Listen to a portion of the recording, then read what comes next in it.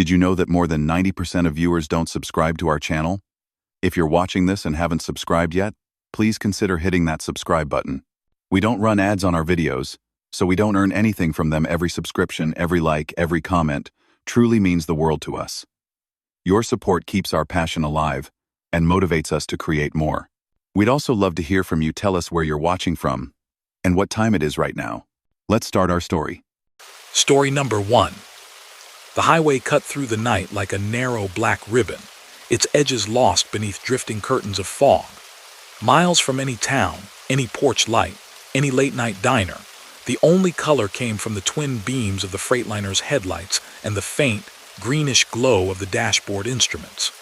The world outside the windshield was reduced to a soft, rolling gray, as if the truck were pushing through the inside of a cloud. Elias Harper had been driving for close to 14 hours, though the logbook would later say otherwise. He had a way of making things look cleaner than they were, but the road did not care about numbers or regulations or neat columns of ink. It cared only that he keep his attention wide and his hands steady on the wheel. The fog had rolled in just after midnight, thick and oddly uniform, like someone had laid insulation over the countryside. It swallowed the fence posts and mile markers, blurred distant trees into indistinct shapes, softened the reflective paint on the asphalt until the lane lines seemed to float ghost-like ahead of him. The only sound was the steady hum of the engine, the hiss of tires on damp pavement, and the low, comforting whine of the heater pushing warm air into the cab. Elias eased forward in the slow lane, eyes flicking between the road and the little glowing island of his gauges. Fuel was fine, oil pressure fine, temperature steady. He passed a sign on the right, its face half obscured by fog droplets, letters blooming ghostly in his headlights. Rest area 10 miles. He frowned slightly. He had traveled this stretch of highway every few weeks for the better part of a year, moving palletized goods between distant distribution centers. There were long runs of nothing here, stretches where a driver could count on darkness and not much else. No familiar memory sparked at the words. No image of a rest area came to mind. Maybe it was new. These big companies were always building something.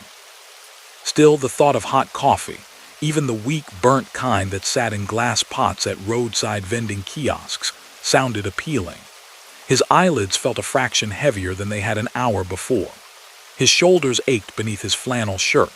He flexed his fingers on the steering wheel, listening to the whisper crack of his knuckles, and watched the fog press in closer, bead on the windshield, and slide away in glittering rivulets. The radio was little more than a low murmur. Static came and went like waves against a shore. There were no stations out here tonight, just the occasional burst of music half a song long, then gone again into a white hiss that reminded him of the wind across an empty field. The smell in the cab was a blend of coffee from an old thermos, diesel, worn leather, and the faint trace of the pine-scented air freshener clipped to the vent, its green holographic tree long since faded. It was the smells of his small, moving world, reassuring in their familiarity. Outside of that, the air itself felt strange, extra still, like sound didn't quite travel right beyond the glass. He drove on. 8 miles later, by the odometer, another sign loomed out of the gray. Rest area 2 miles. That made him straighten a little. The distance between markers was too short. It should have been more spread out on this stretch. For a moment he considered that he might have missed one, that his mind had wandered just long enough for a sign to slip by unseen. The thought sat uneasily in his chest. 2 miles slid beneath the tires in a slow, steady rhythm. The fog thickened until it glowed like milk in his headlights. He had to lean forward slightly now, face close to the glass, to catch the pale, broken lines of the lane. Somewhere beyond the curtains of mist, unseen fields and sleeping houses lay, but here the world was narrowed to a tunnel of dull light and shifting gray. On the far right, a dark shape appeared. First just a darker smudge in the fog, then the crisp outline of an off-ramp arrow. Rest area 1000 FT. There it was then. The ramp angled gently away, lined with short reflective posts that vanished into the mist. Elias flicked on his turn signal, the click-click-click in the quiet cab loud and almost rhythmic. He eased the wheel right, feeling the faint sway of the trailer behind him, the soft pull of gravity as he left the main highway. The ramp was longer than he expected, a broad, sweeping curve that seemed to descend ever so slightly. The fog thickened here, curling in thicker bands, swirling around the outside mirrors until the sides of the truck were momentarily invisible. For several heartbeats, it felt as though the cab hung suspended in a pale void, moving without reference, without surrounding world. Then ahead, amber lights appeared, diffused halos emerging from the gray. A parking lot slowly took shape. A low building, stretched and flat, grew out of the fog, its facade washed in the soft yellow of sodium lamps. Rows of empty parking spaces spread wide, their white lines shining faintly with moisture. To Elias, it looked like every other rest area he had ever seen, and yet, not quite. He pulled into one of the truck-designated spots nearest the building, guiding the rig gently between the faded lines. The lot was nearly empty. A single other semi sat 3 rows over, lights off, curtains drawn across its sleeper windows. A few compact cars were scattered near the main entrance, but no figures moved between them. No doors opened or closed. No muffled conversations carried on the cold air. He switched the truck into neutral, set the parking brake with a firm pull and a faint hiss, and then sat for a moment, listening to the sudden heaviness of the quiet. Without the vibration of the road coming up through the chassis, the silence settled thickly around the cab. The engine's idle thrum felt louder now, too loud in the stillness. He reached over and turned it off. The silence that followed was almost physical. It filled his ears, pressed lightly against his eardrums, made the ticking of the cooling engine sound unnaturally sharp. Fog drifted past the windshield in slow, lazy streaks, catching the glow from the overhead lamps and breaking it into soft halos. He checked his watch. Just after 1 in the morning. Out here, that might as well have been 4 or 7 or midnight. Time felt thin at the edges when the world was so empty. He slipped on his jacket, opened the door, and climbed down from the cab. The cold hit him first, a damp, penetrating chill that slid under his collar and down his sleeves despite the jacket's thickness. Then came the smell, wet concrete, faint exhaust lingering from long-departed vehicles, a trace of something almost metallic, like air that had been still for too long. The fog muffled everything. Even his own footsteps seemed reluctant to echo, reduced to soft, swallowed thuds on the pavement. The rest area building, now that he was outside and approaching it, looked more worn than it had from the truck. The concrete walls were stained with long, dark vertical streaks, as if rainwater had carved slow paths down its face for decades. The windows reflected only the surrounding fog, no hint of light from within, though he could see the dull glow around the edges of the glass. As he reached the entrance, the automatic sliding doors parted with a slight delay, scraping faintly as if their tracks were clogged with dust. The interior light bled out in a flat, sterile wash, but it felt dimmer than it should have, more diffuse, as if trying to push through something thicker than air. He stepped inside. Fluorescent bulbs hummed overhead. The sound was steady but not constant, dipped slightly now and then, like someone breathing slowly. The tiled floor, off-white with tiny flecks of gray and blue, shone with a thin film of moisture. To his left, vending machines stood in a row, their bright logos strangely muted, as though the colors had been turned down a few notches. To his right, a bank of brochures sat neatly arranged, faces advertising local attractions he had never heard of, small museums, scenic overlooks, antique fairs. No one stood behind the information desk. No one lingered near the restrooms. The air was warm enough, but it held an odd stillness, like a room that had been sealed for a long time. The faint aroma of cleaning chemicals hung in the background, but beneath it was something else, a dry, papery scent, like old books and cardboard. He moved toward the vending machines, the sound of his boots lightly scuffing the tile. One machine displayed rows of snacks, another bottled drinks. The lights inside them flickered once as he drew closer, then steadied. The digital price display blinked an unreadable jumble of segments before settling into clear numbers. He fished in his pocket, pulled out a few bills, and fed them into the slot. The machine accepted the cash with a long, slow whir, then emitted a quiet, almost reluctant clunk as he pressed the button for coffee. The paper cup dropped, filled with steaming liquid that carried the burnt, familiar smell of machine brew.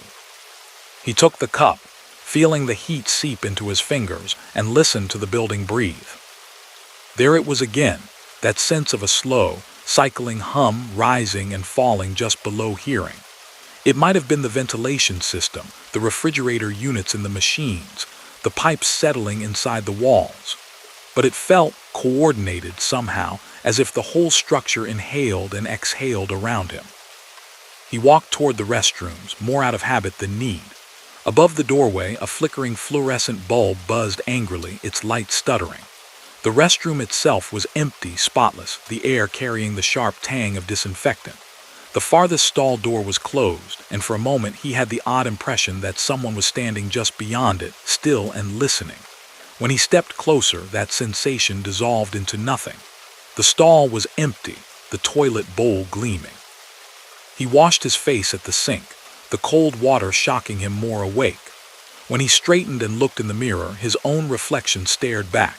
Middle-aged, lines at the corners of his eyes deepened by fatigue, stubble shadowing his jaw. Behind him, the restroom entrance yawned open onto the rest area lobby. For a fraction of a second, in the upper right corner of the mirror, just there, he thought he saw movement, a shape passing by the open doorway, the suggestion of a figure, indistinct and gray. He turned, heart ticking a little faster, but the lobby was as empty as before. The vending machines hummed softly. The brochures stood in perfect, unruffled rows. No footsteps echoed. No doors opened or closed. Outside, through the glass front doors, the fog pressed against the building like a living thing, swirling and shifting in slow motion. The amber glow of the parking lot lamps turned it into towering columns, ghostly pillars rising and dissolving over the asphalt. He frowned and stepped out of the restroom, the soles of his boots squeaking faintly on the damp tile. The humming of the fluorescent lights seemed slightly louder now, or perhaps his nerves were simply more attuned. A clock mounted above the information desk read 1:12 a.m., its second hand ticked with a faint, brittle sound. He walked closer to the large laminated map of the state mounted on the wall, looking for a red dot and a "You Are Here" label. He traced the network of highways with his eyes, following his known route. Here was the stretch he was on, a long, mostly empty line between distant towns, but there was no symbol for a rest area where he stood. The nearest marked facility lay 40 miles back, near an exit he had passed hours ago. He leaned forward slightly, squinting, but the omission remained. The paper behind the plastic glazing was crisp, not old enough to be out of date by years. The highways were correct, the town names familiar. He was on the right road, but according to the map, this building should not exist. A soft sound, almost like light footsteps, brushed the edge of his hearing. He straightened, turning toward the lobby. The sound faded quickly into the general hum, but it left a soft residue of unease in its wake. He scanned the space once more. Nothing had changed. The air remained still. The vending machines continued their quiet vibration, the coffee in his hand cooling gradually, steam thinning. And yet slowly, subtly, a new sensation crept in. The sense that he was not alone, though no one was there. It did not have the sharp edge of fear. It was gentler, distant, as though something watched from very far away and only brushed the world here with the lightest of touches. He finished his coffee in 3 slow swallows, the taste bland and comforting. The warmth spread through his chest and down his arms, and with it came a slight, practical thought. Whether the rest area was on the map or not, it existed enough for him to stand in it. Perhaps the cartographers had simply missed an update. Routes changed all the time. Still, a small corner of his mind remained uneasy, like a muscle that refused to fully unclench. He walked back toward the entrance, the sliding doors gliding open before him with a tired hiss. The fog outside felt thicker than before, pressing closer to the building, clinging to the lampposts in woolly halos. His truck loomed as a dark, familiar shape straight ahead, condensation beating on its windshield. The moment he stepped out, the muffled quiet wrapped itself back around him. The fog absorbed the distant sigh of the highway. It swallowed the flutter of flags on their poles. It turned his footsteps into shallow impressions on the damp pavement. He paused halfway to the truck and glanced toward the far side of the lot. The other semi he had seen upon arrival sat in the same spot, but now its outline seemed slightly different. Its cab was an older model, boxier, the paint a dull, weathered blue stamped with a company name he did not recognize. No dot numbers, no logos he knew. The trailer was unmarked, gray, the kind used for 100 generic purposes. For a moment, he was certain that had not been the truck he'd parked near. He tried to summon a clear mental image of what had been there 20 minutes earlier, but his memory fuzzed at the edges. He saw only a suggestion of a shape, the impression of a parked rig in the fog, but no definite color, no distinct details. As he watched, a faint light flickered behind the blue truck's windshield, as if someone moved a flashlight inside or a phone screen briefly came to life. Then the glow vanished. No door opened. No figure climbed out. The truck remained still, a patient lump of metal and shadow. He stood a few seconds longer, listening, waiting for some small proof of another human presence. A cough, the slam of a locker, the faint clang of metal on metal. Nothing came. The silence thickened. A soft chill walked up the back of his neck. Elias shook his shoulders slightly, as if dislodging spiderwebs, and headed for his own rig. The familiar red paint of his cab gleamed dully beneath the lamps. The step up into the cab felt higher than before, the grab handle colder. He settled into the driver's seat, closed the door with a reassuring thunk, and for a few heartbeats, simply listened to the sound of his own breathing. Inside, the cab smelled exactly as he had left it. Coffee, leather, diesel, a small island of normalcy. He turned the key in the ignition. The engine coughed, rumbled to life, and the vibrations shivered through the seat, through the floor, grounding him in their familiar rhythm. He glanced at the dashboard clock. 1:13 a.m. Exactly 1 minute had passed since he checked the clock inside the building. It felt longer. He turned on his headlights. The beams carved out twin tunnels in the fog, casting the parking lot in sharper relief. He checked his mirrors, expecting to see the ghostly shape of the blue truck somewhere in their silver depths. But in the side mirror, the far row of spaces where he had seen the other rig stood empty. He frowned and leaned closer to the glass, angling the mirror slightly with the side control. Empty asphalt, a slick reflective strip of painted line, a lamppost crowned with its orange halo. No truck, no trace that one had been there at all. He looked over his shoulder, peering out the small side window. The fog was thicker from this angle, curling and rolling in slow motion, but there was no dark bulk of a trailer, no dim gleam of chrome. His mind supplied an explanation almost instantly. Maybe the other driver had left while he was in the restroom. Trucks came and went all the time. They were the tide of the highways, always in motion, never fully still. And yet, he had not heard an engine start, not through the thin walls of the rest area, not in that heavy silence. No lights had flashed across the lobby windows. No subtle change in the ambient hum had marked a vehicle pulling away. He sat there, hand resting lightly on the wheel, and felt again that soft, distant presence, like the awareness of something standing just beyond sight, curious, not malevolent, watching drivers who wandered in from the endless road. The sensation was not one of danger. It felt more like being observed the way one might watch a fish in an aquarium, detached, mildly interested, unhurried. Elias exhaled slowly. The breath fogged faintly in the cooler air of the cab before dissolving. He checked his mirrors again, then another time for habit, for reassurance. Empty lot, still fog, still lamps. He released the parking brake, feeling the truck settle slightly. The familiar hiss of air brakes bled into the hush outside. He eased the rig into gear and rolled forward slowly, tires crunching lightly over damp pavement. As he approached the exit ramp back to the highway, he glanced once more in the mirror. For just a second, only long enough for his eyes to register and his heart to give one extra heavier beat, the reflection showed the blue truck back in its spot, solid and indisputable, cab dark, trailer still. Then the mirror vibrated slightly as he hit a patch of rough pavement. The image shimmered, blurred, and when it sharpened again, the space was empty. He did not trust that first impression. He told himself that the mind played tricks in fog and half-light, that reflections could twist and double things, that a passing shadow might have fooled him. He guided the Freightliner out of the lot, the ramp curving up through the white murk. The amber glow from the rest area lamps dimmed behind him, shrinking to a soft general glow, then to a faint stain in the fog, then to nothing at all. The highway swallowed the truck back up, straight and dark and seemingly endless. The tires found the main lanes with a familiar bump.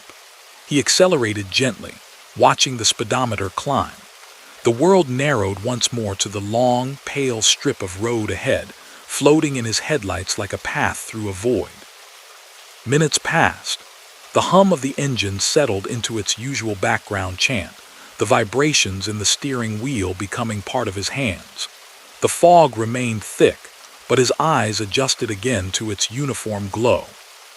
Up ahead, something loomed faintly on the shoulder, a reflective shape, low to the ground. As he drew closer, it resolved into a highway marker, its green face glistening with moisture. Mile 164. He frowned, checking that against the mental map of his route. The rest area on the lobby map, 40 miles behind, the sign had said.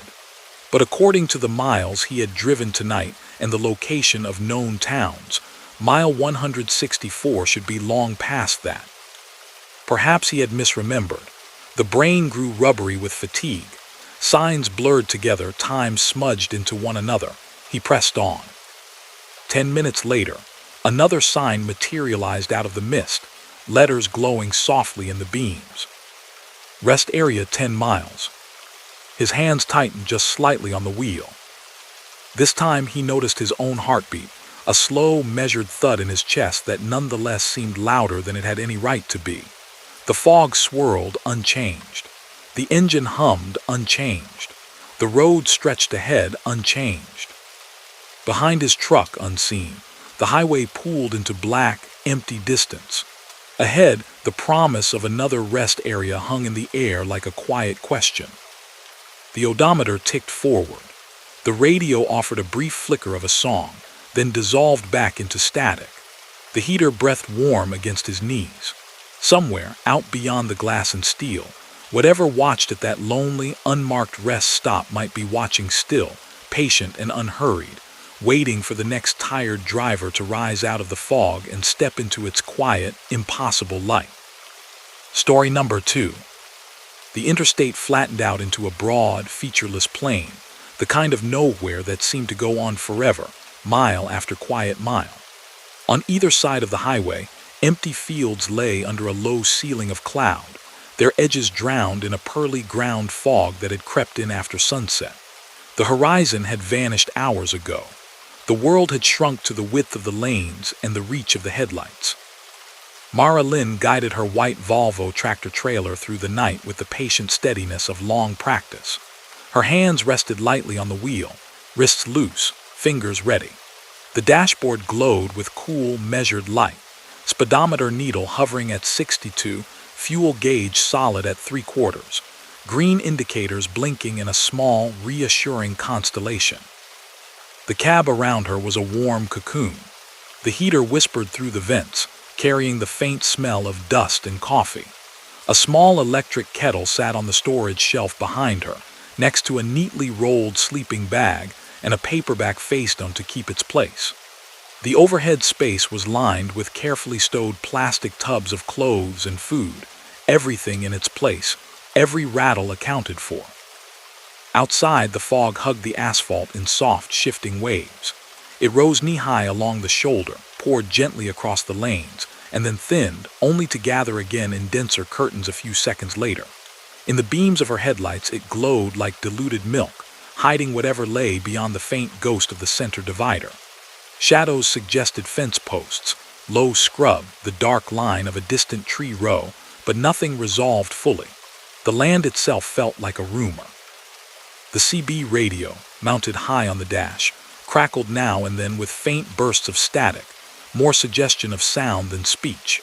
The usual highway chatter, the joking, the gripes, the warnings about patrol cars, had died away an hour back when the last of the evening traffic peeled off toward brighter exits. At this hour, in this kind of weather, the road belonged mostly to the freight haulers and the occasional late commuter. Mara checked her mirrors out of habit. The driver's side showed only a gray smear of mist and the ghostly silver arc of the trailer's flank. The passenger side was much the same. No headlights gaining, no taillights ahead. She might have been alone on a road drawn across the moon. Her logbook, propped open on the passenger seat, said she could drive another 3 hours before she needed to stop. Her body disagreed. Behind her ribs, a low, dull weariness hummed. Not enough to be dangerous yet, but enough to make her shoulders ache and her eyes feel grainy. She took a sip from the travel mug in the cup holder. The coffee had cooled to lukewarm, its bitterness softening on her tongue. Somewhere ahead, there would be another truck stop or a rest area. She had passed the last one 40 miles back, its fluorescence glowing like a lonely island in the dark, but she'd felt too awake then to waste the hours. Now, of course, the equation had shifted. Now sleep tugged at her route plans. The radio hissed, then popped sharply as if someone had tapped the microphone. She flicked her gaze toward it, then back to the road. A wash of static rolled out of the speaker like distant surf, waxing and waning. Threads of sound drifted within it, the suggestion of a voice, a syllable or two, but they dissolved before she could catch them. She reached up, thumbed the squelch knob a little tighter. The static thinned to a manageable murmur. She preferred it that way, a soft background noise that meant she wasn't completely cut off. Alone but not alone felt better than alone absolute. Ahead, a sign materialized out of the fog, its reflective face shining pale green and white in the lights. Exit 47, Service Plaza, 18 miles. She knew this stretch well enough. That Service Plaza was a smaller one, tucked off the main road among low, scrubby trees. Not the best showers, not the worst. Serviceable coffee. A decent place to shut down for a few hours. She noted the number automatically. 18 miles at her current speed meant just under 20 minutes. The thought of parking, of stillness, of steam rising from a real cup in a warm building threaded through her fatigue. Her shoulders loosened a fraction. The CB crackled again. This time the sound carried more shape. A burst of static snapped sharply, followed by a man's voice, faint but distinct, as if calling from far down a long, tiled hallway.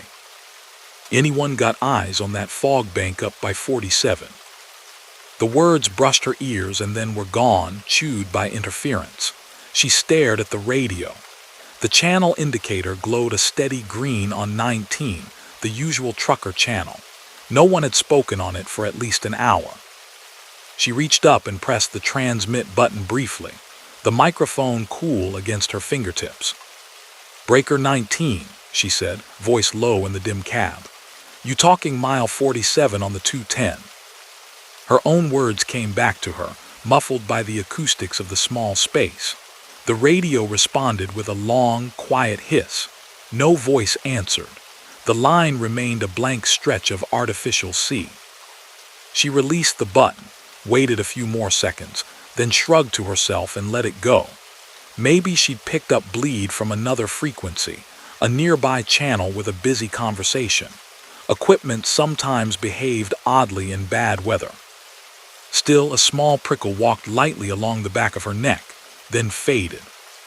The highway unspooled. The fog thickened, then fell away in patches. She passed another truck heading the opposite direction, its headlights roaring out of the mist and into her eyes for half a second, then vanishing. The fleeting sight of another human face through the other cab's windshield, there and gone, felt almost like a dream. 10 minutes later, the CB came alive once more. Copy that lead. We're holding steady about a mile back. This soup's getting thick as pea, though. Can you still see the markers? The voice was clearer now, though still undercut by a low hum of static. Male mid-range, with a faint southern lilt that rounded off certain consonants. It carried the easy cadence of someone used to talking on the air, someone who knew the rhythm of highway chatter. Mara's fingers tightened slightly on the wheel. Instinctively, she glanced in her mirrors. The mist there looked no different, just the ghost shine of her own trailer and the faint, shifting patterns of fog in the wake of her beams. Her gaze flicked to the CB. The channel remained on 19. The same low murmur of static filled the cab. "Who's out there running a convoy?" she asked aloud, more to the quiet than an expectation of an answer. The radio clicked again, and another voice cut through.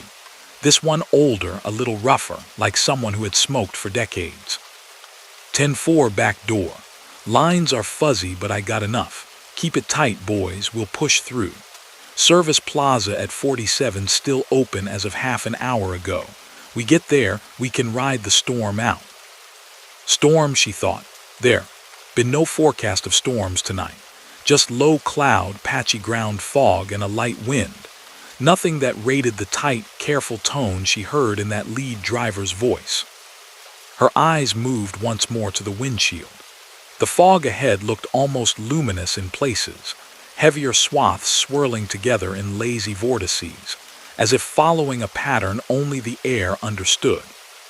She thumbed the microphone again, hesitated, then spoke. "Convoy talking 47 Service Plaza. You got a handle. You're coming in, but I'm not seeing company out here." Silence pressed against her ears for 3 long seconds. Then, softer than before, as if turning away from his own mic, the older voice spoke. "You boys hear that?" Static crackled like distant rain. Another driver answered, the southern lilt returning. "Yeah, lead, I heard. Thought that was you picking up echo. That ain't one of ours." "No," the older man said. The humor had left his tone. "No, it ain't. Ma'am, you running this stretch solo." Mara swallowed once, the muscles in her throat working. "Affirmative," she replied. "Northbound, just past exit 38 a few ago. Fog's up but roads dry. What's your 20? The pause that followed felt slightly too long, as if the answer were being weighed. "Northbound, same as you," the lead driver said at last. "We're running 3 rigs, old-timers mostly. You'll know us if you see us, 2 Macs and a Peterbilt. We're about, call it 10 miles south of you, give or take.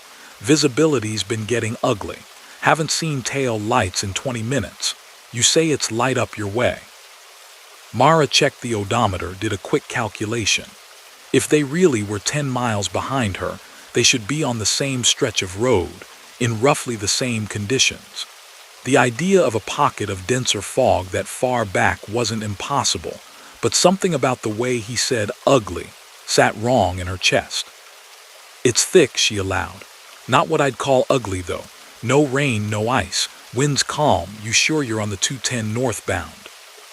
A faint chuckle ghosted through the speaker, devoid of humor. "Been running this line longer than I care to count," he said. 210 northbound, yes ma'am.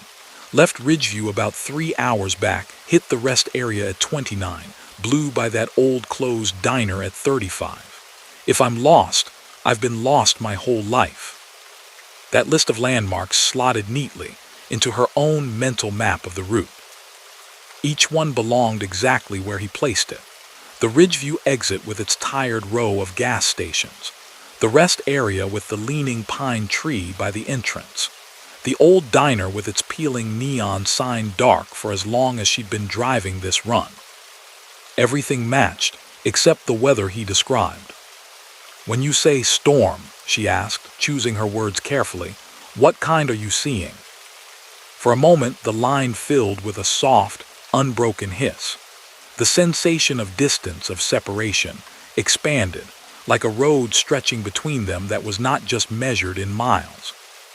Wind and water, the old driver said finally, came down fast, nowhere to go. We took the detour when they set up barricades back at 15. You don't see any standing water your way then. Barricades, detours. She pictured flares, blinking sawhorses, patrol cars with spinning lights. The weather app on her phone, sitting in its cradle by the gear shift, showed nothing but a bland gray bar of overcast along the entire route. She stared at the CB, chest tightening very slightly. There's no barricades, she said quietly. Roads clear, no flooding, just fog. Silence. Then another voice spoke up, this one higher, younger, carrying an edge of anxious energy. Lead, I'm not liking this. You hearing what I'm hearing? Ain't no way she's seeing clear road if she's where she says. We should be in the same soup. Unless. He trailed off. In the background, Mara thought she heard something else. An odd, low roar like distant wind against a flat surface. It faded in and out behind the words, as if coming and going with the signal. Unless what? The southern lilted driver prompted. Unless we ain't on the same night, the younger one said softly. A soft click, then nothing. Mara let out a breath she hadn't realized she'd been holding. The cabin air felt suddenly thinner. Outside, the fog thickened in abrupt sweeps, swallowing the road shoulders entirely. Her headlights became twin spears of haloed light, flaring against swirling particles. The white lane markers ahead blurred and reappeared ghost-like, as if drawn and erased by an invisible hand. Her speed dropped a few miles, caution slipping into her muscles. She leaned forward a hair, eyes narrowing slightly, reading the faintest changes in shadow. The hum of the engine took on a deeper, more enclosed tone, like sound in a padded room. The sign for exit 47 emerged out of the glow. Service Plaza, 1 mile. Its letters looked slightly smeared, refracted by droplets clinging to the reflective surface. As she passed beneath it, the CB crackled once more. The older driver's voice returned, softer now, edged with something that might have been resignation. You still with us, ma'am? I'm here, she answered. You see that 47 Plaza yet? He asked. We're still aimed for it. Word is, they're keeping it open as long as they can. People need a place to sit this mess out. Her gaze slid to the dark beyond the windshield. The glow of the Service Plaza lights had not yet appeared, but she knew they would soon. They always did. She had pulled in there a dozen times in the last year, counted the same crooked row of trees beyond the fuel pumps, seen the same tired cashier ring up truckers at 3 a.m. with half-lidded patience. It's coming up, she said. Exit, about a half-mile now. You should know the weather's normal here. No barricades, no detours. A rough exhale issued from the speaker, carrying a weight she could not name. Well, the lead driver murmured. That's good to hear for someone. Maybe you can do us a kindness then. Keep your eyes open when you pull in. See if you spot 3 old rigs trailing. First's a red Mack with silver stripping, seen better days. Second's a blue Pete, long nose, chrome stacks. Third's another Mack green, missing the right front hubcap. You see them, you give us a shout. Myra swallowed. You think you're going to make it? She asked before she could stop herself. A low, almost amused sound came back, tired, frayed at the edges. Lady, we've been making it, 1 mile at a time for so long I don't know what we'd do if we stopped. You just keep that channel warm for a bit yet, in case we end up closer than we think. The Service Plaza's lights appeared then, a soft golden bloom through the white. The exit ramp split off to the right, its curve gentle, its reflectors glowing like a trail of small, watchful eyes. She flipped on her turn signal, feeling the satisfying, familiar rhythm of the click-click. Copy that, she said quietly. I'll keep it warm. She eased the rig onto the ramp. The truck leaned subtly into the curve, the trailer following with the faintest of delays. The fog on the ramp seemed to thin, as if reluctant to step so close to human light. The service plaza lay ahead in a shallow basin, surrounded by a ragged fringe of trees. Sodium lamps bathed the parking lot in a puddle of amber. The convenience store and small diner sat side by side, windows glowing, glass reflecting the picked-out shapes of fuel pump canopies and parked cars. She rolled slowly into the truck parking area, scanning. The lot was sparsely filled, 3 rigs idling near the far end, their hazard lights pulsing gently, an older refrigerated trailer parked alone under a dead lamp, a few smaller vehicles closer to the building. The storefront windows revealed a handful of customers. A man in a ball cap pouring coffee, a woman scrolling through her phone at a plastic table, an employee wiping down a counter with practiced boredom. No red Mac, no blue Peterbilt, no green hubcap missing anything. She found a spot near the edge of the lot and swung in, eased the truck to a stop, and set the brake. The rush of decelerating mass settled into a still, heavy presence around her. The engine's idle mutter became loud in the new quiet. Her gaze swept the entrance again, from the highway-facing side to the far tree line. Fog drifted across the access road like slow, pale smoke. "Convoy running for 47, she said into the mic, voice soft. "I'm in the lot. No visuals on you yet." Static responded, denser now, like a curtain drawn slightly tighter. Then faintly, the southern lilted driver spoke. "Copy, just keep an eye, miss. We might be a ways behind, but if the road's clearing up, we'll get there, one way or another." Mara listened for the roar she had heard before in the spaces between their words, the wind or water or whatever it had been. But the underlying noise had changed. Now it sounded more like an endless, distant shushing, like tires on wet pavement heard from far away. She powered down the engine. The last tremors of vibration ebbed from the wheel, from the floor. The hum died with a soft, descending sigh. For a moment, the sudden stillness made her ears ring. The parking lot's silence was not complete. It was layered with small, gentle noises. The quiet clink of cooling engine components. The faint hiss of someone's air brakes releasing in the distance. A muffled laugh from inside the store as the door opened and closed, sending a brief spill of warmer, brighter sound across the pavement. She hesitated, fingers resting on the door handle, then picked up the microphone one more time. "I'll grab a coffee and keep watch," she said. "If you get eyes on the plaza, let me know. I'll be on 19. The answer that came was softer than a whisper. "Appreciate you, ma'am," the older driver replied. "If you don't see us, well, you have yourself a safe night." The transmission ended with a faint click. The static that followed seemed flatter, less alive. She listened for another minute. No further voices broke the hiss. Mara eased the door open and climbed down. The cold air touched the heat of the cab on her skin, carrying with it the damp scent of concrete and diesel, and a hint of stale fryer oil from the diner.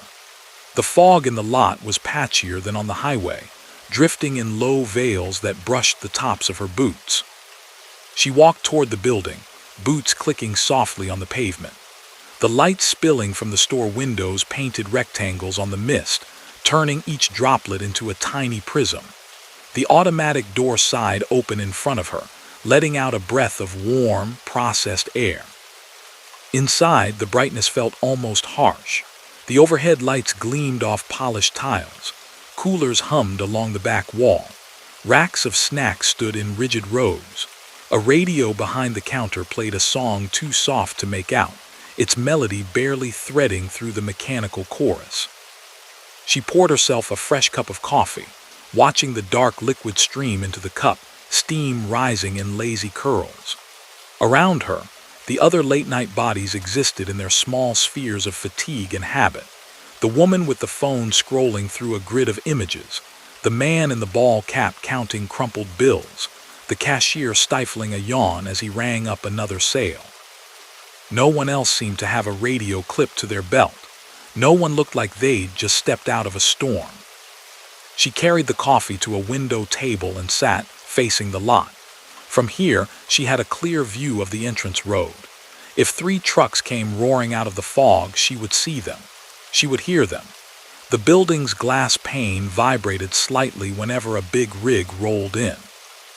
Minutes bled quietly into one another. She watched one of the parked trucks pull out, its marker lights glowing red against the mist as it headed back toward the interstate. A small SUV arrived and slipped into a spot near the diner entrance, its driver hurrying inside with shoulders hunched against the chill. On the CB speaker back in her truck, she imagined the static still whispering to itself in an empty cab. The fog outside thickened again, then thinned, then thickened once more, as if breathing.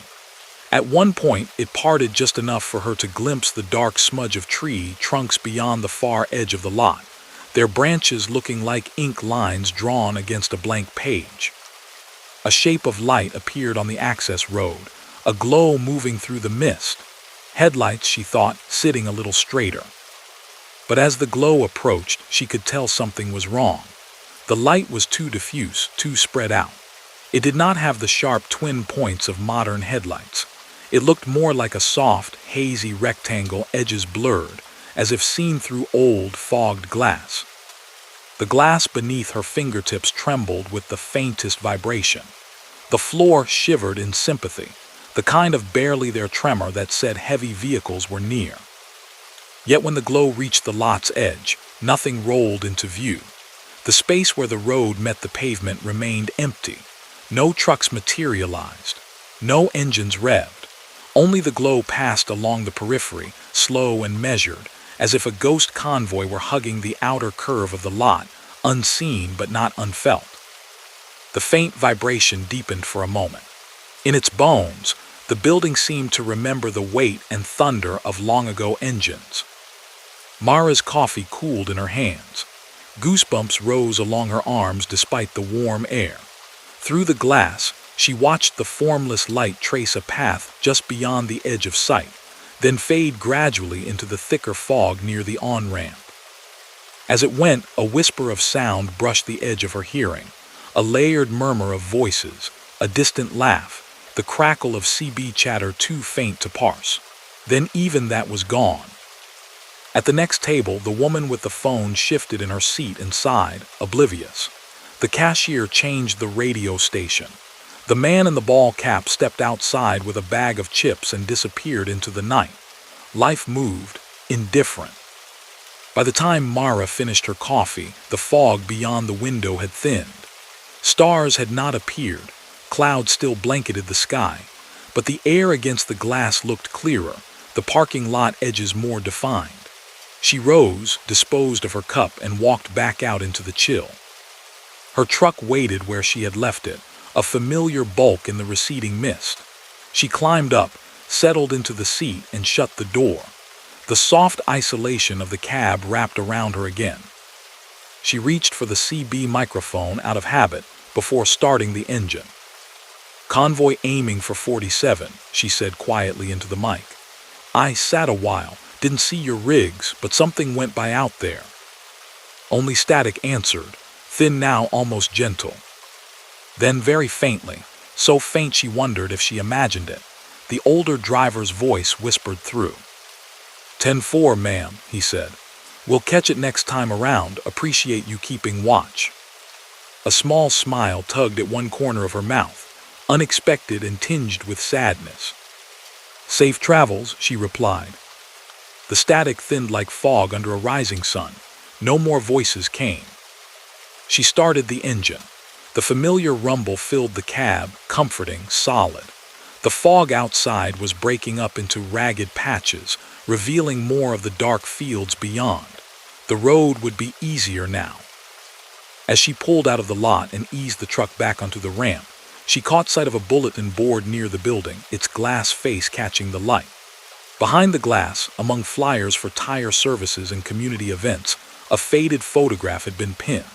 She saw it only for a heartbeat as she rolled past, a black and white snapshot of 3 trucks lined up side by side, drivers leaning against their grills, grinning at the camera. The image was too far, too quick for details. But something in the shapes of the trucks, boxier lines, rounder headlights, the ghost of a familiar red and blue and green, pricked at her memory. Then it was gone, swallowed by distance and fog. Out on the interstate again, the miles began slipping smoothly beneath her tires. The CB remained quiet, the channel an open, waiting space. Now and then she glanced at the radio, half expecting a crackle, a voice calling from some other pocket of time. None came. The convoy, wherever it ran, rolled on a different night. Behind her, the service plaza lights glowed briefly in her mirrors, then blurred into a soft, amber blur, then were gone. Ahead, the road stretched toward dawn, the fog lifting gradually, revealing a horizon that had not existed a few hours before. Somewhere, perhaps, 3 old rigs pushed through their own weather, chasing a glow in the mist. Somewhere, a driver at a different table stared out at a different thickness of night, and in the quiet space between those somewheres, the memory of shared frequencies and overlapping routes lingered, gentle and strange. In the end, nothing truly bad had happened. No crashes, no sirens, no spinning emergency lights. Just voices, fog, and the sense that the highway was larger and older than the maps and the apps would ever admit. That in certain conditions, on certain nights, one could tune into echoes of journeys still in progress, rolling alongside in another layer of the same long road. Story number 3. Along the coastal highway, the night felt heavier than usual, as if the ocean itself had leaned closer to listen. The road curved gently and endlessly, following the unseen shoreline. On one side, a low guardrail separated asphalt from a steep drop, beyond which waves moved in the darkness, their voices muffled by distance and fog.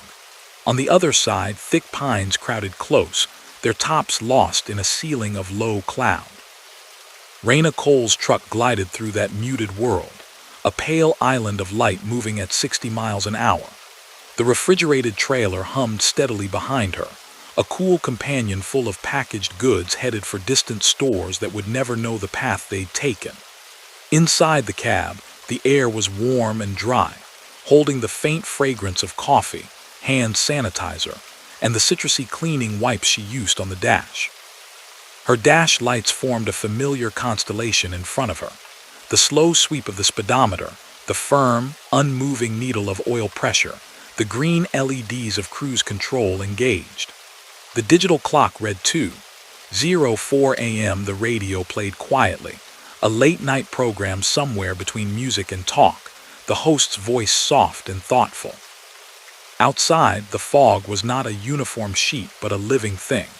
It rose from the sea in rolling layers, pushed inland by a breeze too light to feel yet powerful enough to reshape the whole night. The headlights tore through it in 2 pale spears, revealing a brief stretch of slick, dark pavement, a stained guardrail, and the ghost-pale lane markers that appeared and vanished like thoughts. Raina had run this route often enough to know every major curve, every pull-off, every solitary gas station that kept its lights on through the small hours. The way stations, too, where they were when they were open, which to hit and which to bypass when they flashed closed. They were like lighthouses along her mental shoreline. It was because of that familiarity that the sign struck her as wrong the moment she saw it. It rose from the fog on the right-hand side, reflective green, the letters glowing softly in her beams. Way station 2 miles. All trucks next right. Her brow furrowed behind the windshield. There should be no way station here, not on this stretch. The only one in this region, as far as her memory went, sat another 50 miles ahead, inland, where the highway separated from the coast and broadened. She had never, in all her years of pulling along this ocean road, seen a sign for a way station in this low, lonely corridor. She watched the sign slip by in her mirror, its reflective face catching the light one last time before the fog swallowed it. Maybe it was new. Regulations changed. Infrastructure appeared almost overnight. Some update at dispatch she'd skimmed too quickly and forgotten. She told herself that, but the explanation settled uneasily, like a poorly strapped load. A second sign emerged a minute later, its edges haloed with moisture. Way station 1 mile. Prepare to stop when flashing. Two amber lights, one on each side of the sign, were already blinking a steady, measured pulse. On, off, on, off. The mist softened the glare, turning each flash into a breathing glow that stretched up and down the damp air. Raina shifted slightly in her seat, stretching one shoulder, then the other. Her mind ran through the checklist of her situation, quick and automatic. Wait, within limits, she knew that. Paperwork, digital manifests up to date, pre-trip logged clean. Hours, legal, though the tiredness behind her eyes was blooming at the edges in a familiar, dull way. Still, a way station was not the place to gamble. Skipping one that ordered all trucks in was an invitation to trouble she did not need. Fines, points, delays, better to comply. The fog thickened as the mile unwound. The guardrail disappeared into a white wall at the edge of the shoulder, the dark hint of trees on the inland side. Dissolved into vague smudges, then into nothing at all. The world became her headlights, the lane lines, and the faint glow of each new sign as it floated up out of the murk. Way station 1-2 mile. Left lane trucks only. She eased on her signal and slid over, the trailer following like a patient ghost. No other headlights showed ahead or behind. No taillights winked in the distance. It was as if the highway had narrowed itself to a private tunnel, cut off from the rest of the night. The next sign came quickly. Way station open. Exit 500 FT. A single arrow pointed toward the shoulder, where a branching strip of pavement emerged from the white like a small side river. Amber lights on short poles marked its edge, their glow diffused into softly pooling columns. Raina let off the cruise and guided the truck onto the exit lane. The tires hissed a little louder on the damp surface. The fog along this spur seemed thicker, heavier, as if it had been waiting here all night, pooling in the low ground away from the moving wind of the main highway. The ramp descended gently, curving along the base of a low, unseen hill. Sodium vapor lights, their bulbs giving off a rich, amber warmth, glowed through the mist ahead. The silhouette of buildings and overhangs took shape slowly. A low-roofed structure with a flat canopy, a long, narrow platform, a small booth with wide windows. To anyone else, it might have looked like every way station they'd ever seen. To Raina, experienced in this quiet world of scales and inspections, it looked slightly earlier, as if it had been built from an old diagram of what a way station should be. She slowed to a crawl as painted arrows on the wet concrete directed all rigs into a single lane. The scale platform stretched across it, a broad metal slab with faded, yellow-edged rectangles painted on its surface where trucks were meant to stop. Above it, mounted on a pole, a digital display waited, dark and blank. On the left, under the canopy, the windows of the control booth shone pale. Inside, a single, fluorescent tube flickered gently, humming out a thin, persistent note. Behind the glass, she thought she saw movement, someone walking past a counter, a pale shape against a grayish wall. She rolled onto the scale, the truck's weight settling with a faint, deep creak that she could feel through the steering column. The digital display blinked to life, each segment lighting up before arranging itself into numbers. They looked different from the slick, compact displays she was used to. Large, red digits, each made of thick bars of light, like something from an old movie. The intercom speaker on the glass box crackled. For a moment, only a soft, breathy static came through, like someone touching a microphone with their thumb. Then a voice emerged, low and calm, with a subtle rasp. "Evening, northbound reefer," it said. "Set your brake and bring your paperwork inside, please." The choice of words tugged at her attention. Most inspectors addressed trucks by company name, not by trailer type and direction, and there had been no pause to read her plates or ID number. She pulled the parking brake, feeling the familiar lurch as the air set. The trailer rocked once, gently, then stilled. She turned off her headlights. In the sudden dimming, the world beyond the glowing station fell into near blackness, a vague, pulsing wall of fog. For a moment she sat still, listening. The reefer unit hummed behind her, steady and indifferent. The idle of the engine filled the cab with a throaty vibration. Tiny pops and ticks from the dashboard plastic punctuated the background hum. She took a breath, reached for the folder containing her registration and insurance, and opened the door. The outside air slid in like a cool hand, touching her face and the backs of her hands. It smelled of wet asphalt, faint exhaust, and something older, dust perhaps, that had been trapped under concrete and now rose with the moisture. Her boots met the ground with a solid, hollow sound, magnified by the quiet. Up close, the Way Station building showed its details. The concrete walls were painted an institutional beige, stained darker along the base where years of rain had splashed. The windows were framed in brushed aluminum, edges worn smooth by countless cleanings. A metal door with a small, wired glass inset stood beneath a sign that read personnel only in faded black letters. She pushed the door open and stepped into a small vestibule. Then another door, this one with a push bar, led into the main room. The hum of the fluorescent light grew louder, settling into her ears like a second heartbeat.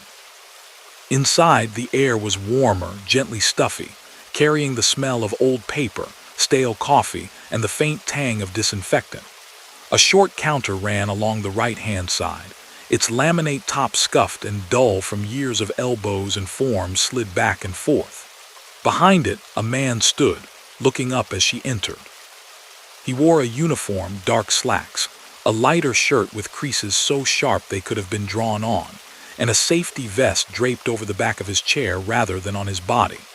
The fabric of the shirt looked slightly heavier than modern blends, more like the cotton poly of a generation earlier.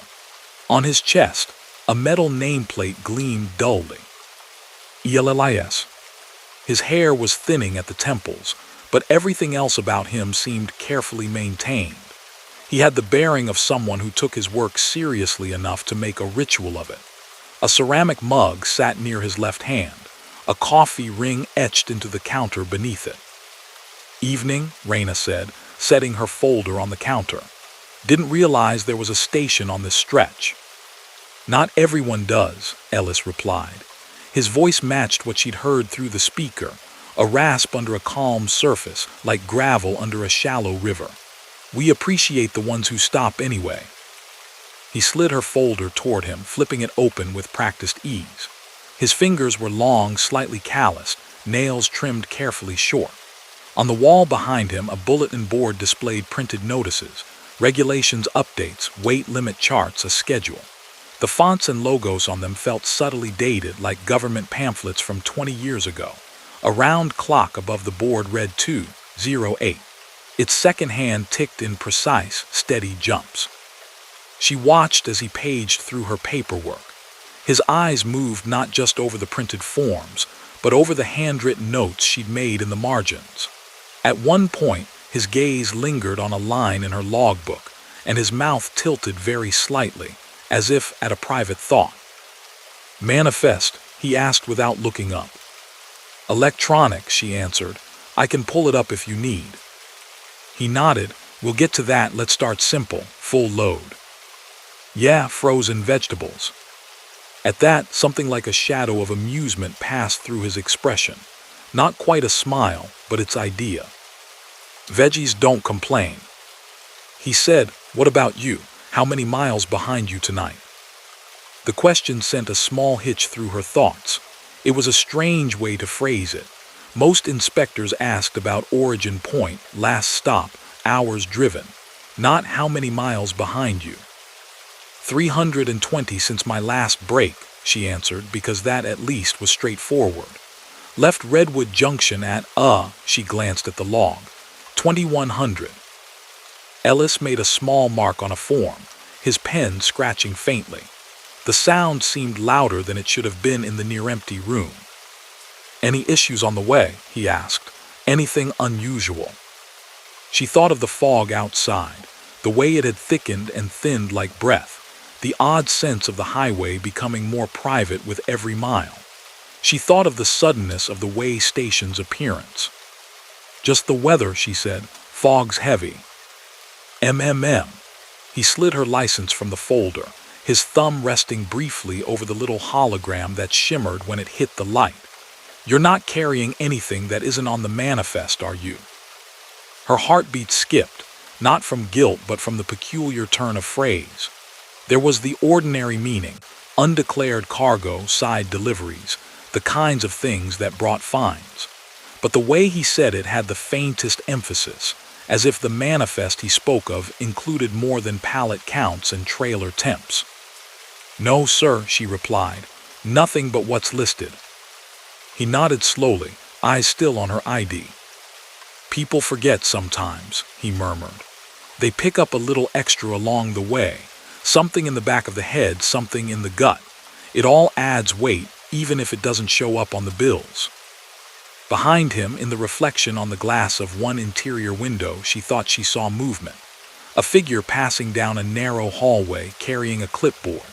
The shape was slender, hair up, uniform similar to Ellis's but fitted differently. When Raina flicked her eyes toward the hallway itself, the space was empty. No open office doors, no sign of another person. She turned back to him. He closed the folder with a soft thump and set her license on top of it. Wait here a moment, he said. He rose from his chair, joints making the faintest of protesting creaks. As he passed the coffee maker near the back wall, he topped off his mug from a half-full pot that looked as though it had been sitting on the warmer for hours. The rich, slightly burnt smell of old coffee filled the small room. He stepped into the hallway she had just glanced at. For a second, his shoulder brushed the corner of a wall, and the fluorescent light flickered, dimmed, then steadied. His footsteps faded with surprising quickness, as if the floor beyond the doorway swallowed sound. Alone in the room, Raina listened to the hum.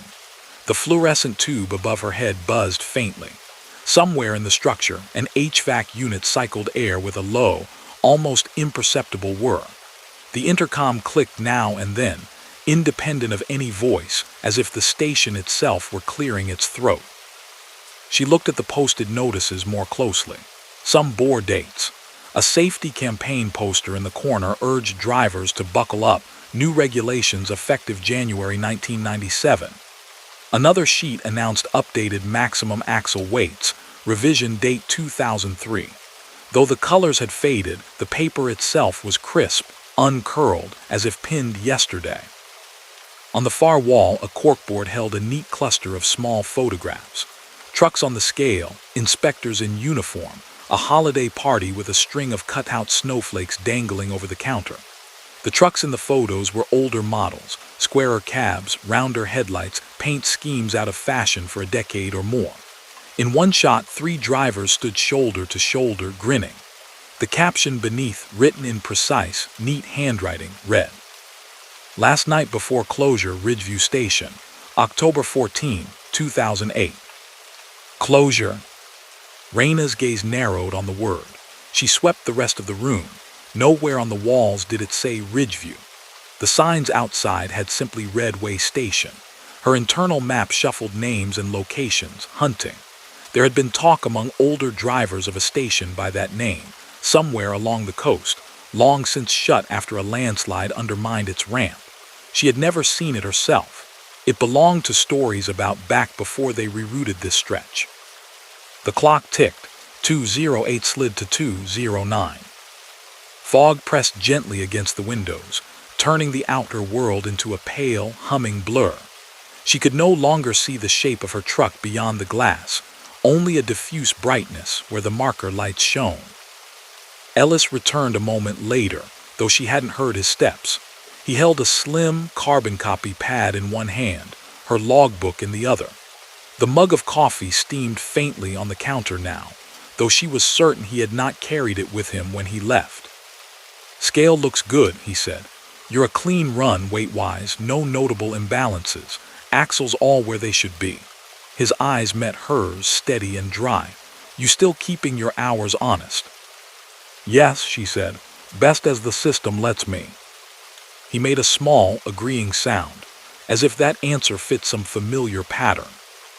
He tore a slip from the pad with a slow, careful motion and stamped it with a heavy, metal date stamper that sat by his elbow. The thunk of the mechanism echoed more loudly than seemed possible for such a small device. He slid the slip toward her across the counter. The paper felt slightly thicker than the flimsy thermal stock she was used to, with a faint tooth to its surface. On it in blue ink, a few simple lines were printed. Ridgeview Way Station northbound. Unit Coal Transport 4829. Driver Rainicle. Status cleared. Next checkpoint not yet built. Date 10/14/08. Time 02:17. Her gaze snagged on the date, 2008, 17 years earlier. The numeric month and day marched across the line with solid, unambiguous clarity. Her first reaction was that it was an error, a typo, someone forgetting to turn the wheel on the stamper. But the year was not alone. The rest of the formatting on the slip matched it. The old station name, the style of the header, the slightly off-white hue of the paper. It looked like a document that should have been written when the safety posters on the wall were new. Her name, though, was fresh, letters inked in a hand that matched Ellis's, steady and neat. She cleared her throat softly. "I think your stamper's off," she said, "unless I've lost more time than I thought." He regarded her with an expression that was neither confused nor apologetic. It was patient. "Dates are a tricky thing out here," Ellis replied. "They stick to some places harder than others. Don't you worry about the header, Ms. Cole. What matters is the word in the middle." She looked again at CLEARED. The ink was still the slightest bit glossy, not yet sunk fully into the fibers. The time recorded, 02:17, did not match the clock above his head, which now read 2:11. "Hold on," she said quietly, "it's not." The fluorescent light flickered once, a sharp blink that made the shadows in the room jump. In that momentary dimming, she saw the glass of the interior window to her left reflect not just the room, but a second scene overlaid, a darker version of the same counter, its surface cluttered with plastic-wrapped boxes, its walls bare. The reflection showed Ellis wearing a different uniform, a patch on his sleeve she didn't recognize, his hair thicker and touched with less gray. Then the light steadied again. The reflection returned to normal. Only the present room, the present man, the present signs remained. A chill walked delicately along her arms beneath her jacket. It wasn't the fear of danger so much as the recognition of something deeply misaligned. "Is this station active?" she asked quietly, the words feeling small in the air. Ellis lifted her folder, slid her license and forms back inside, and closed it with deliberate care. When he spoke, his voice was gentler than before. "For what you needed tonight," he said, "yes. You did the right thing taking the exit. A lot of folks just blow right past when the fog rolls in. Hard to blame them. Hard to stop once you're pointed at where you think you're going." He tapped the clearance slip with one finger. "You keep this handy," he added. "If anyone asks why you were off schedule, you show it to them. They might not see the same date you do, but they'll get the message all the same." Her heartbeat had slowed, but its rhythm felt newly present in her chest, as if she were hearing it from outside herself. Her fingers closed around the slip, its paper cool and slightly rough. "What do you mean off schedule?" she asked. Ellis's gaze shifted to the window behind her, where her truck's outline was beginning to emerge slightly more clearly from the fog. "You should get back on the road," he said. "Weather's moving. They'll be shutting things down ahead of you. Better you're where you are now than where you'd have been." There was something in his tone, a quiet gravity, a weight she recognized from state troopers who had come upon bad scenes. No details, just a knowledge that one position in space and time is worse than another by some margin. She opened her mouth to ask more, but he was already turning to set her folder on a side shelf, movement smooth and unhurried. The mug of coffee on the counter steamed a little more strongly, as if newly poured, though she had watched it sit untouched. She stepped backward toward the door, the clearance slip held tight in her hand. "Drive safe, Miss Cole," Ellis said without looking at her. "We'll see you when the road loops back around." The vestibule door closed behind her with a soft, sealing thump. Outside, the air felt colder. The fog had thinned slightly closer to the building, but beyond the orange glow of the station lights, it was still dense, a white curtain waiting. Her truck stood quietly on the scale, lights glowing dimly in the damp. She climbed up into the cab, the metal of the grab handle biting cool into her skin. Inside, the dash lights greeted her, unchanged. The clock read 2:16. She set the clearance slip beside the logbook, its presence oddly weighty for such a small piece of paper. Then she released the parking brake, shifted into gear, and rolled off the scale. At the exit, a sign pointed back toward the highway. She followed its arrow, climbing the gentle incline as the glow of the station fell behind her. In the mirror, the light diffused into the fog, an amber smudge that grew smaller, then vanished entirely as she merged back onto the main road. The highway had changed, or rather, her place upon it had. Barely half a mile ahead, a clutter of colored lights shimmered in the fog, red, blue, yellow, cutting and refracting through the moisture. As she approached, the shapes of emergency vehicles took form, parked at angles across the lanes. A patrol car, flashers spinning, a fire truck, 2 ambulances with their rear doors closed. Traffic had gathered in a slow, resigned queue, passenger cars, a couple of smaller box trucks, a flatbed rig. They idled in place as personnel in reflective vests moved methodically from vehicle to vehicle, waving some onward to a single open lane, holding others. Raina downshifted gently and brought her rig to a careful stop at the end of the line, her windshield filled with the stuttering, color-washed fog. Even with the windows up, she could hear the distant murmur of radios, the occasional shout, the low, constant hiss of engines waiting. A highway worker approached her truck, his vest bright in her headlights. She rolled down the window a few inches. Cold, wet air slid in, carrying the smells of diesel and flares and the metallic tang of disturbed earth. "Evening, ma'am," he said, voice weary but polite. "We've got the road closed for a bit. You just come through." "Came off the way station ramp," she replied. "What happened up here?" "Washout," he said. "Bit of hillside gave way. Took part of the southbound lane with it right where the road dips by that old turnout. Couple vehicles got caught before anyone could set a cone. No serious injuries from what I'm hearing, but..." He glanced over his shoulder toward the knot of activity further ahead. "Could have been worse. You heading north, you're fine. We'll have you rolling in a few. Southbound traffic, what's going to be a mess." He moved on to the next cab with a half salute. She watched him go, then looked past him at the chaos ahead. In the swirling light and fog, the details dissolved. No crumpled metal, no harsh outlines of misfortune. Just the sense of disruption, of the road briefly refusing its usual role as a smooth, unquestioned path.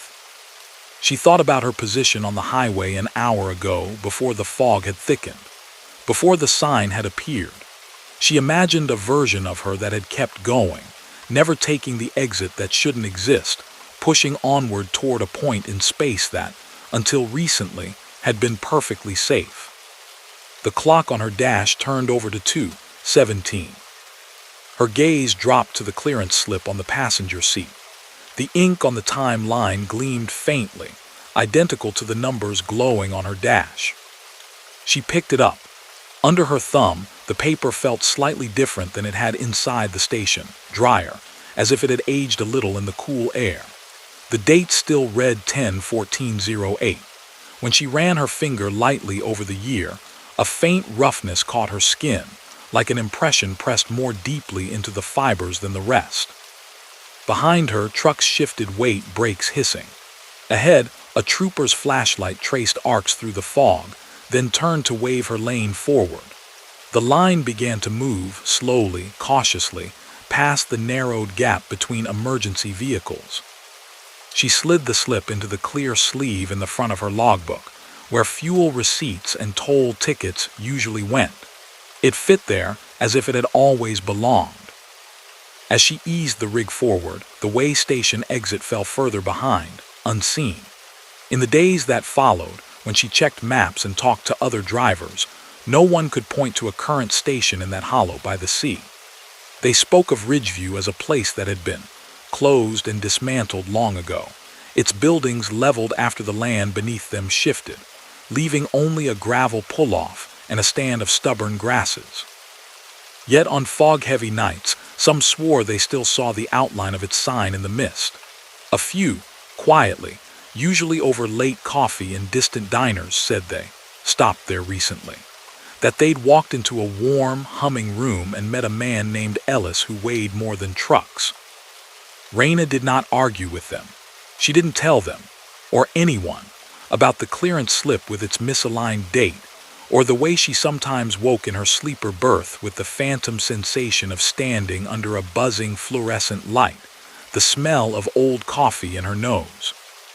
The road carried her on, as it always did, miles behind, miles ahead, some of them known, some of them less so, and somewhere along that coastal stretch where the ocean leaned close and the fog liked to pool, there might or might not be a ramp that led down to a small building with a flat roof and a hum in its bones. A place that checked how heavy the night sat on a driver's shoulders and nudged them gently away from where they were never meant to be. Story number 4. The bridge began in the middle of nowhere, or at least it felt that way in the dark.